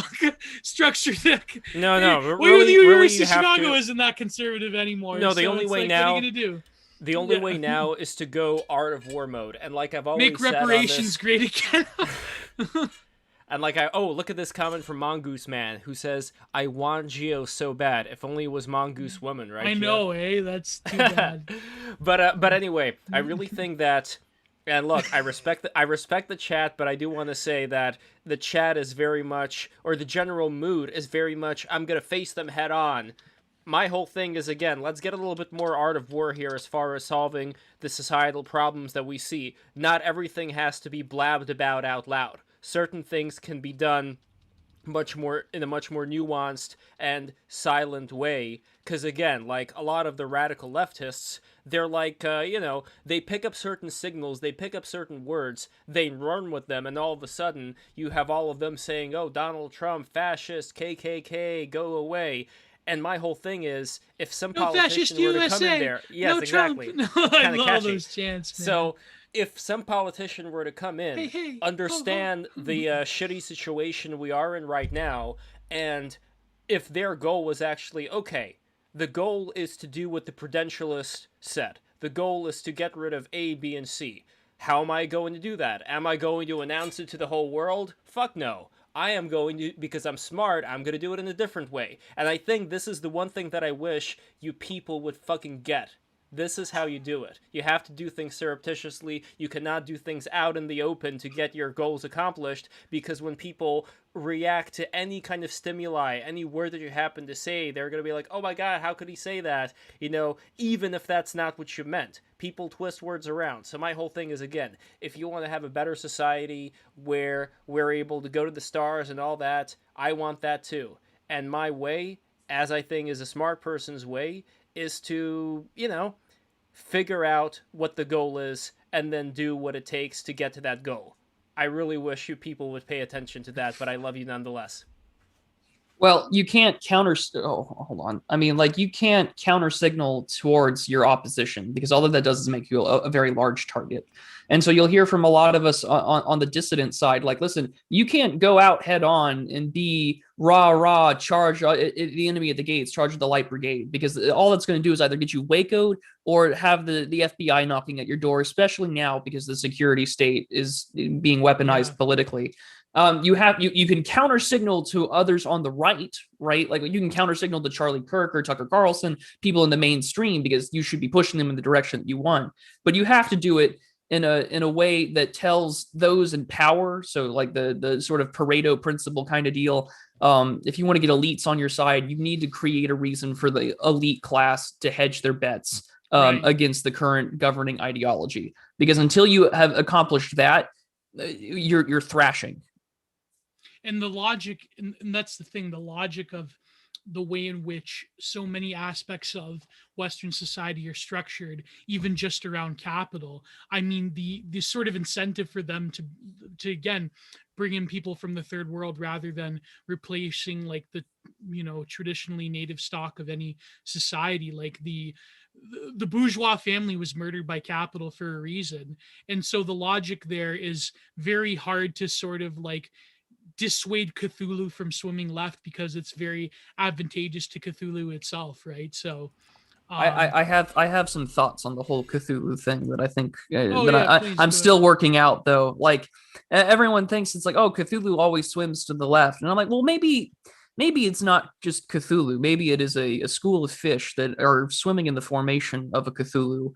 And I'm still thinking this through, but I maybe by our language is important because it helps us conceptualize. So like, maybe if we didn't conceptualize it as a single vast entity, right, it would be much easier for you to realize, because that's the problem with like the neo-reactionary term of the cathedral, right? Like, it's so people will like make the cathedral to be anything, when it's like, no, it's meant to be the system of very vast, disassociated, different facets of organizations. He has like the term, the castle, the symposium, you know, how the institute, but again, it all gets lost in this sort of homeopathic politics of just the tiniest sliver of information or ideology that we try to substitute as healthy discourse, and that fucks everyone over.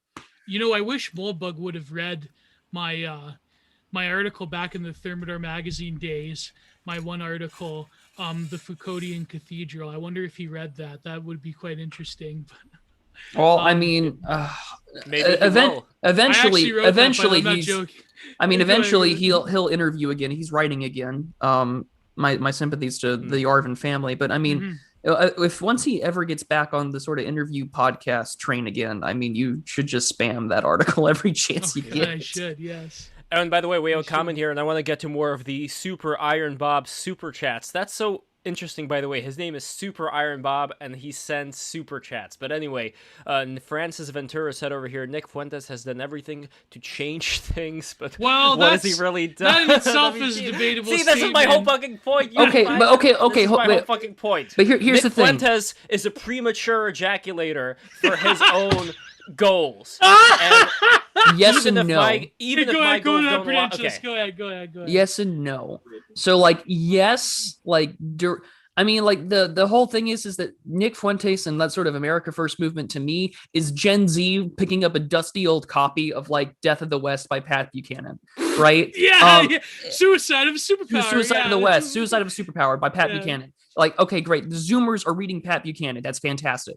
But what he is doing is he is forcing the mainstream GOP political like establishment class to move further to the right on issues of like immigration, the moral majority issues. Like, I don't think Nick Fuentes is doing that. I think he's got a huge optics problem. Well, I mean, he has an optics problem, but I mean, let's face it, like the whole AF rhetoric of his is being it eventually gets spouted by the Daily Wire. It eventually gets spouted by Charlie Kirk. Yeah. I mean, he's a terror for optics wise. Oh my God. Like, get a new guy that I have issues with him personally.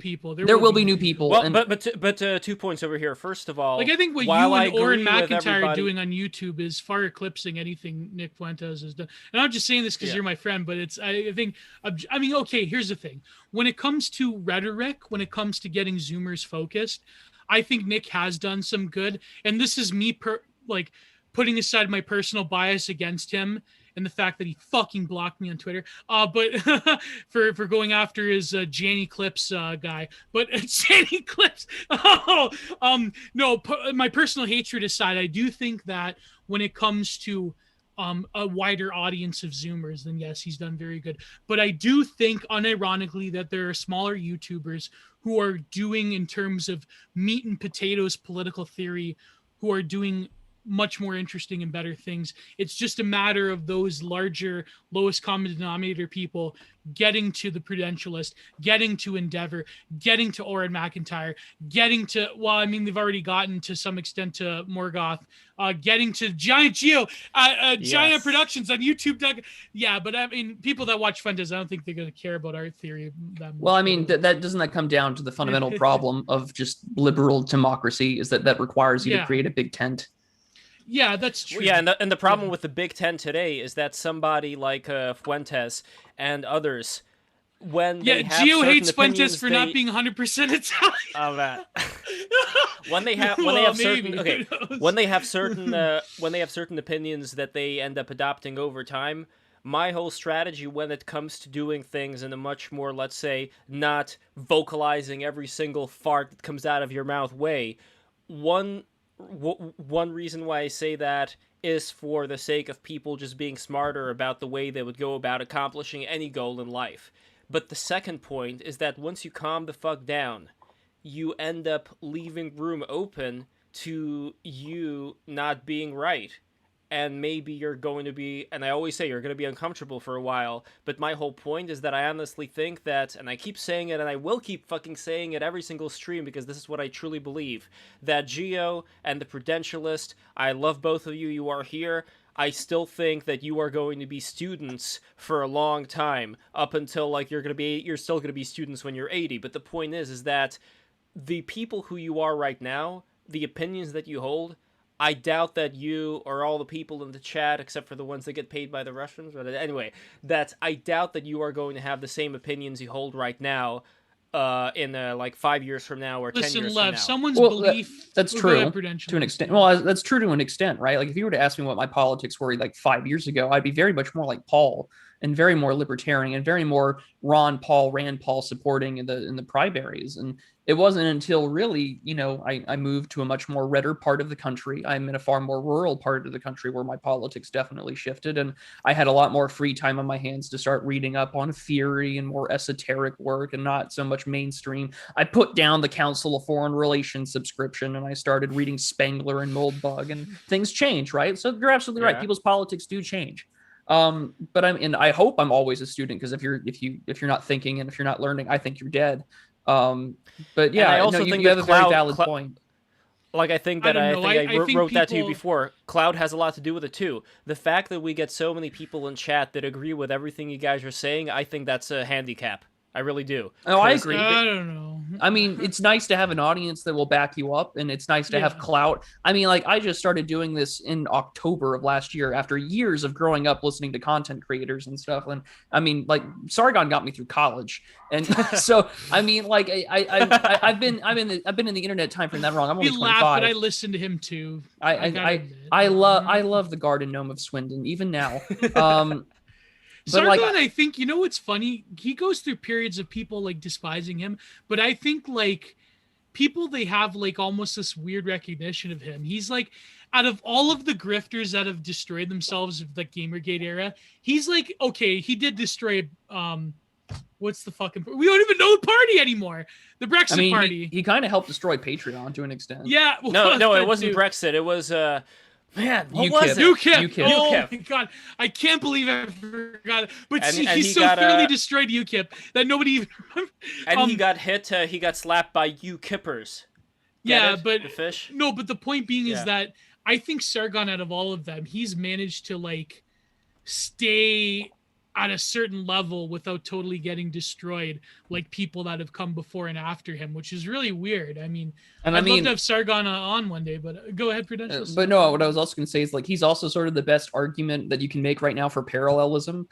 Like, you know, he's got his own media company, he's got his podcast going, it's widely listened to and distributed in the UK.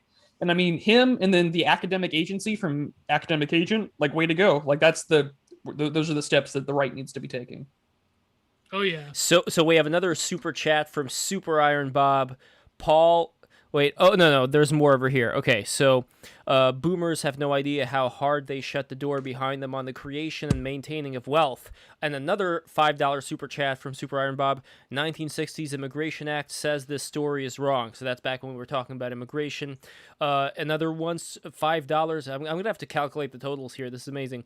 Immigrants as people. Paul's argument here is let's burn the dollars we have.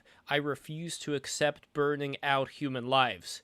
So I'm trying to remember what the context was as far as the burning out of human lives. Do you guys know what exactly? I think that's what we were talking about. Like immigrants benefiting the American economy. That's probably what. Yeah. I mean, I don't really know if I agree with Paul here or not when it comes to. I'm not even talking cultural, but just like the economic benefits here. Because there are people like Destiny that like will tread out those numbers, but they were. From what I know, they're like limited numbers, and they're not like accounting for all the other ways in which mass immigration has stressed the American system in ways that are not very easily like raw numbers to attribute to. Like, for example, healthcare costs in general is like a very complicated thing to actually calculate. But healthcare costs, the tax burden from visa overstay, like there's a lot that doesn't get addressed there. And like, despite the fact that like the Center for Immigration Studies gets like slapped as like an ugly right-wing think tank, I think that they provide a really good counterbalance to a lot of the more open borders sort of neoliberal economic perspective. Yeah. Well, the other thing here, and again, maybe I'm a bad guy, I don't know, but when it comes to who I would let in and out, if we're talking about nothing to do with race, but with culture, like people who have, not the best relationship with how they manage their kids and their family and all that, like, that's not great. Like, I don't want people who exhibit those values around me. But it's not just that. I mean, it's just to use people like as human capital as a fodder for the corporate. It's incredibly dehumanizing. Machine. Yeah. And like that's the one thing that the I guess you can quote. I hate the term new right, but I guess dissidents, whatever you want to call them. I like that they agree with this skepticism of capital that the left has held on to for a while. Mm-hmm. And does that mean that we'll ever have common ground and we'll actually achieve anything? Probably not, because we hate each other on 95% of everything else. But I mean, the fact that there is a recognition that, hey, this unfettered, unregulated corporate, technocracy that we have now entered in, where it's like anarcho-tyranny or whatever you want to call it, has been a disaster for the ordinary working person. Like, he's talking about like, oh, the homes are bigger and, the median home income is bigger. Yeah, but the average graduate that graduated in like 2018 has like a negative like net worth of like $50,000. Their that- homes are becoming like rent apartments. Their and homes are rent pods, apartments. yeah. It's a rent-tier economy With other people. being provided by instead of like subsistence farming, it's subsistence gig economy gigs to afford rent. And we're so consumer based that how many people of our age or younger have equity? Or even like marriage or families. Or marriage is equity, gone. yeah. We've now destroyed culturally, right? All basic aspects of courtships, where now it's like swipe to win on a random like lottery scale of apps and websites. Marriage is all but gone, and the things that make that we call like these are the factors that build civilization. It's like, oh man, Spangler must be smiling from his grave. The one thing that We I would still predicted say, all of though, this. is that if we're talking about the solution to a lot of these problems, I really think that some of the ones that people may be thinking about, again, going back to having a dictator who would come here and limit people, racially speaking or whatever, from coming in here, I think it's repugnant and despicable.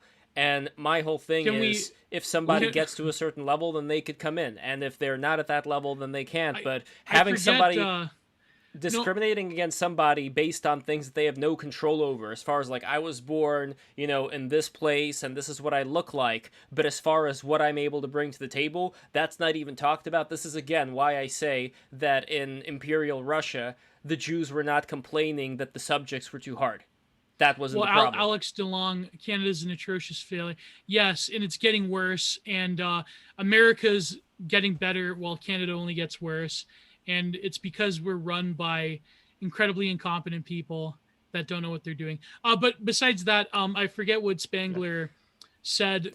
I think he said in particular about America that Faustian spirit would carry on into America, but then it would become complicated, sort of like there's a bunch of sticks in the spokes because of the wheels, because then when America gains to prominence is when civilizational winter happens. I forget, is that what he said, Prudentialist? More or less, yeah. Yeah. I know you have a video recently with Oren McIntyre where you go over this. Yeah, my series of prudent reads where I go over esoteric books that my audience picks out. We talked about that last Saturday. Nice. And another Super Iron Bob. There are 1, 2, 3, 4 more. So this is $5 Super Iron Bob. Okay, now much respect to Paul. This is not for me. This is from Super Iron Bob. But he says, Paul has no empathy for the communities he would destroy. Big sad, many such people. So again, like I can't go into a person's mind and know what they, think or not think. But, Paul's a nice guy. I really appreciate him coming on. I don't want to say anything bad about the guy at all. As far as whether the policies he advocates for would destroy or not destroy, I mean, I don't know, maybe some would, some wouldn't. I really can't say. But I still need to learn more. Like I don't consider myself a professor at all. I think I'm an eternal student, even more than you guys are, as far as the amount of things I need to absorb over time. But another comment here from Super Iron Bob, $5. Counter hypothetical. She establishes a network in her home country that accelerates the development. You can't pretend only one hypothetical is true. All right, fair enough. Super Iron Bob, $5. And how many people can raise a 4-person family on a single wage? Yeah, I think we said that one already. Yeah, we talked about that one. Yes. And lastly, $20. This is the big one. $20. Super Iron Bob. Mwah! Mwah! Mwah! Super Iron Bob says, conservatism is the idea that old things are old for a reason and should be protected from capricious change. What should be protected is the difference between kinds. Apologies for the... Hold on, why does it get cut off over here? It should not get cut off because he said a lot more. I'm just going to go up in the BTR chat and find exactly what he said. Right now, all people subscribe. Here we go. Apologies for the fire to Lev, BTR, and my wallet. So there we go. Super Iron Bob. You are super, you are iron, and I don't know if your name is Bob or not, but you are the best of the best. So Bob, best of best. Bob, Super Iron Bob. Thank you so much. Yes, exactly. So I think we're going to be ending the stream, but any final thoughts as far as this conversation today? Was it what you were expecting? I mean, I think that we got to talk about a lot about policy, which was not what I was expecting. I thought we would be more on culture war ideology stuff. So it was definitely a good change of events. I'm glad that that was the case because I don't think that either of the panelists wanted to talk about like neo reaction or what the dissident right was thinking. So no, it was good to talk about policy. It was good, like Aaron McIntyre's latest video. It was good to take your eye off the telescopic lens and to look with both eyes open. It was a good conversation. I learned a lot from Paul. He was very informative. Excellent. And Gio, what do you think, buddy? I think maybe I would have wanted to go in the direction of what conservatism means now, but I think people have a general heuristic in their head of like what a conservative worldview is, but this becomes complicated in America in particular because the rest of the world, well, rather to Europe, conservatism means something to even Canada. Although I would say Canada, we pretty much have an American political spectrum at this point. I mean, that is what it is. But no, it was a good talk. I mean, it could have been way more vicious than it would have been, but it's a very good. That's not what Break the Rules is about. It was a very good contrast. Like, it's very like rare to like talk, like bring up these things, and to like not have like an immediate confrontational, like you're a racist, you're a fascist sort of thing. Yeah. Or even like it's a very good contrast to the last debate we had on BTR. Over, which was kind of fucking cringe, but Logo infused some new life into that one. Yeah, and Logo, he was on. I can't believe this, but we have to get this guy on, this infrared guy. I've been binging his content. He's an unironic tanky, and he's been going after Vaush and these other bread tubers like Xander Hall, who is basically like the dollar store Vaush. And so I think we should have him on BTR. It'd be amazing. And he had a very good conversation with Logo. I've yet to hear all of it, but yeah, that's pretty. Great. I think I don't know. I think the red. I mean, Prudentialist. I get your. I see your skepticism of the Red Brown Alliance, but the real Red Brown Alliance is when I fly to Australia and marry Amy Therese. That would be the real Red Brown Alliance. So by the way, this Thursday, Christianity versus paganism. It's coming, and here's who's gonna be there. We had to find the least pagan and the least Christian to actually do. Hold on. So, we may do a tag team event. Because one of the people who's going to come, and okay, I know I said last time he's coming and he didn't. This time, school is out for the guy, so he should be able to come in. Sonny should be able to come in for this one, and I think he'll be able to tag team with Aiden Paladin against Jesse and Hero Alchemy. Wait, is Amy Therese spoken for? Oh, Amy my Therese. God. Oh, no. Sorry, no. You're reading the chat. Oh, God. Well, that's your first problem. You were reading the chat. See, only bad things come from reading the chat. But anyway, arguing my position, Christianity versus paganism, you know the deal. They're going to argue for the opposite person's opinion for an hour. We're going to see who won, all that good stuff. That is coming up this Thursday. And what we're going to have for next week, we're going to have another Lev Art stream, Sunday, May 9 with Maiden Nomad. And then we are going to have for Tuesday, Ed West, who is the senior editor for Unheard. Libby Emmons, she works for Unheard as well, and she was here. And I think, by the way, I think Libby had pretty good energy today, like how she was talking. And I'm glad that the chat respected her. Thank you so much for that. And her boss, technically speaking, was going to be here. Look at this. I asked, is she accounted for? And he says, yes, she's my GM. Fuck off. I got you. What did Christian say? I got trolled by the man in the, I was played by a man in the pickle suit again. So, yeah, Meta Nomad's great. We're going to talk about his new book. That's going to be amazing. Well, what's it called? Do you have the link, Lev? You have to throw it up. Hold on one second. By the way, Gio, Sonny defending Christianity would be fun. Yeah, that's fun. Yeah. By the way, you could say that you got upon finding this out from about Amy Therese, you could say that you got your comeuppance today. Yeah, I got my comeuppance today. That's right.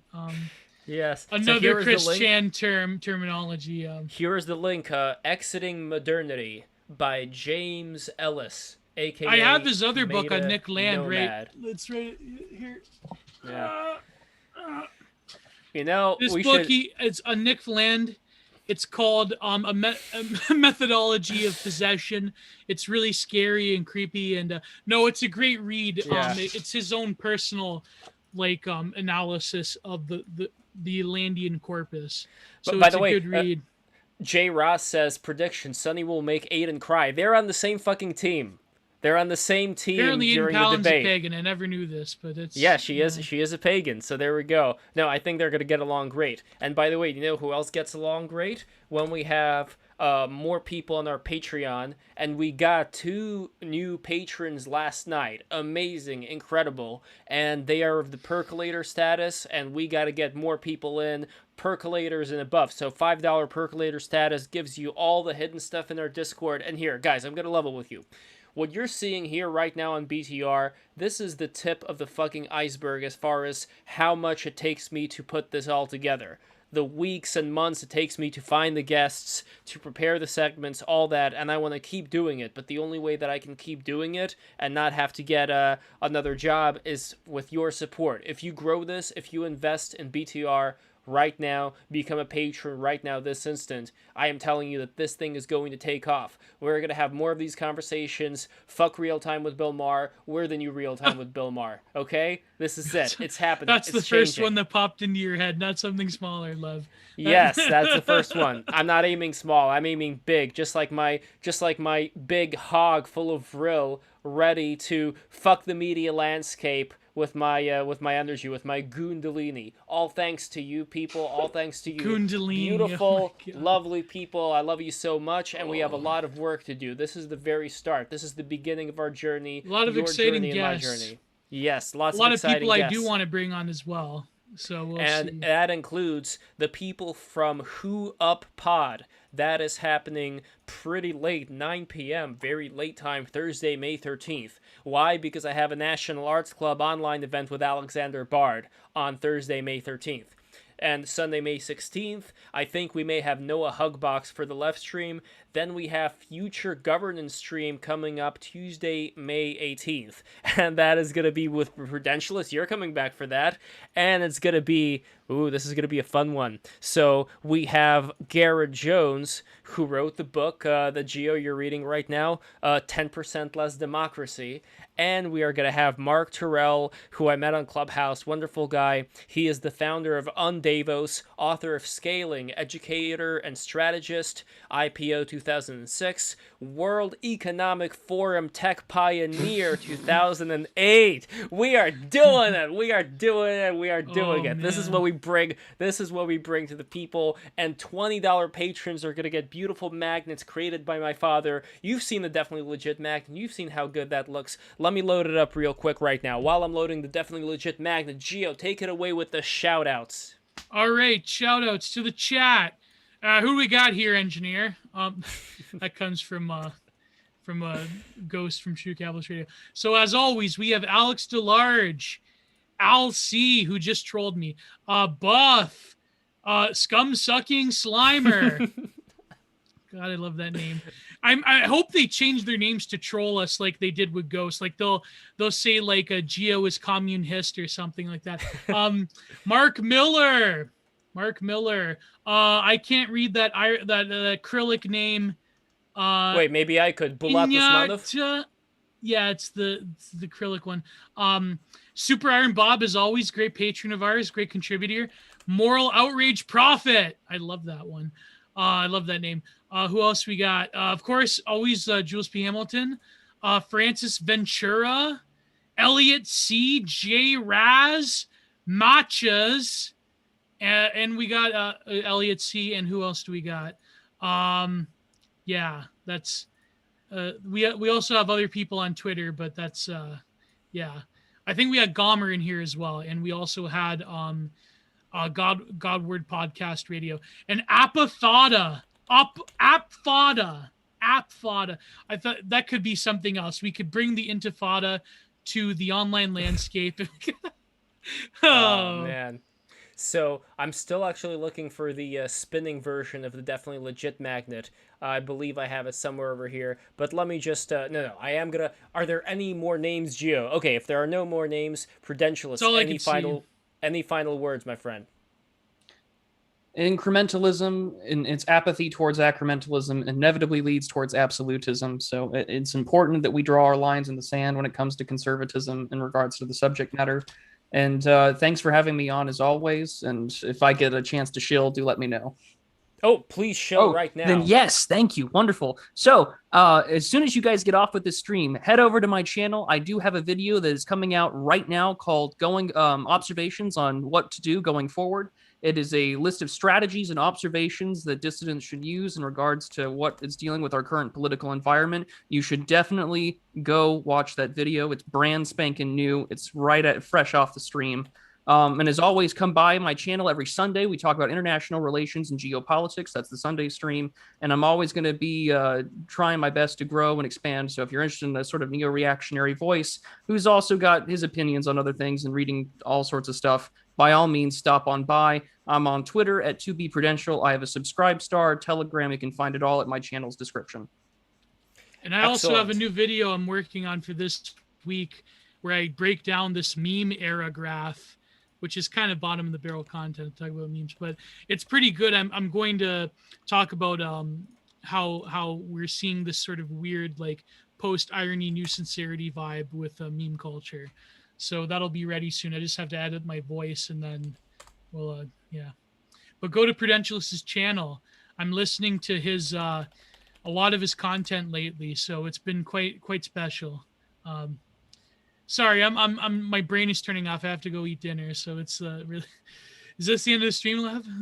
It is almost the end of the stream. I am going to do one final thing, which is quickly saving the Definitely Legit thing here, uploading it in. Let's see, it should work now. There we go. Okay, so here, let me play it for all of you good people. This is the Definitely Legit spinning in action thing over here. I don't know why I didn't find the GIF, but you could see this is the magnet that you can get when you become a $20 subscriber to Break the Rules. This is it. This is it spinning over here, and Definitely Legit's eyes are just going nuts over here inside of the Hyperborean realm. So this is one of the magnets that you can have when you become a $20 $20 patron, patreon.com/breaktherules, but it's not the only one. My father was working on the fatter inflated lioness, as well as a lot of other beautiful magnets are in the work right now, guys. So be prepared for that. And $30 patrons gives you a beautiful print from the great and powerful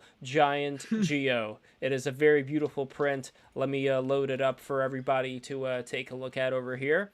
This is the print right here in action. You know you want them. You know you gotta have them. You know you gotta link yourself up with these beautiful prints, just like Spot 'em got 'em linked up with Pushisty, which means fluffy in Russian, by the way. Pushisty, it's the same thing. It means fluffy. Anyway, guys, $50 is going to get you all of the above, plus another beautiful painting from Geo, plus in addition to that, a custom print. Yes, a custom print. I keep negging on the prints, but you can actually, if you want to, one of the thumbnails that my father created for Break the Rules, pick one of them and we'll print it out for you in like a nice looking frame print. So another thing, you're going to get a beautiful figure from Jules from the Warhammer 40k series that he painted, and a custom magnet. In addition to that magnet, you're also going to get a custom magnet. You're going to get this every year, a custom magnet and that magnet. In fact, I keep forgetting that the magnets are yearly.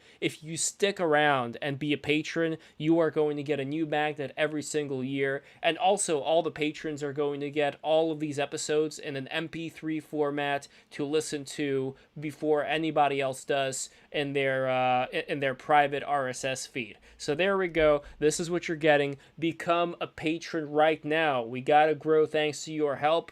Everything is appreciated. And lastly, what I never shill, and I'm gonna shill right now, is Bitcoin. So if you go to Cointree /breaktherules, I am posting the link in the chat right now. Listen, This is for all the crypto people who are out there. In fact, James Healy and Ursula Loon are going to be going to the crypto summit, to the Bitcoin summit in Miami. That's happening in June. I wish I could go with them. I cannot, but I wish them the very best. But the point is that, guys, crypto is growing right now. This is the next thing. This is how we're going to survive whatever it is that's going to be heading our way. And you are going to help us survive by investing in Break the Rules, going to Cointree/Break the Rules, sending us some crypto, and if you put in a custom message, which you can do with this platform, then I'm going to read that custom message on our next broadcast. So there we go. Thank you guys so much for watching. I appreciate the ever-loving heaven out of you. And yeah, this is the end. So I am just, here we go, ending the stream. God Bye-bye, bless and everybody. goodbye.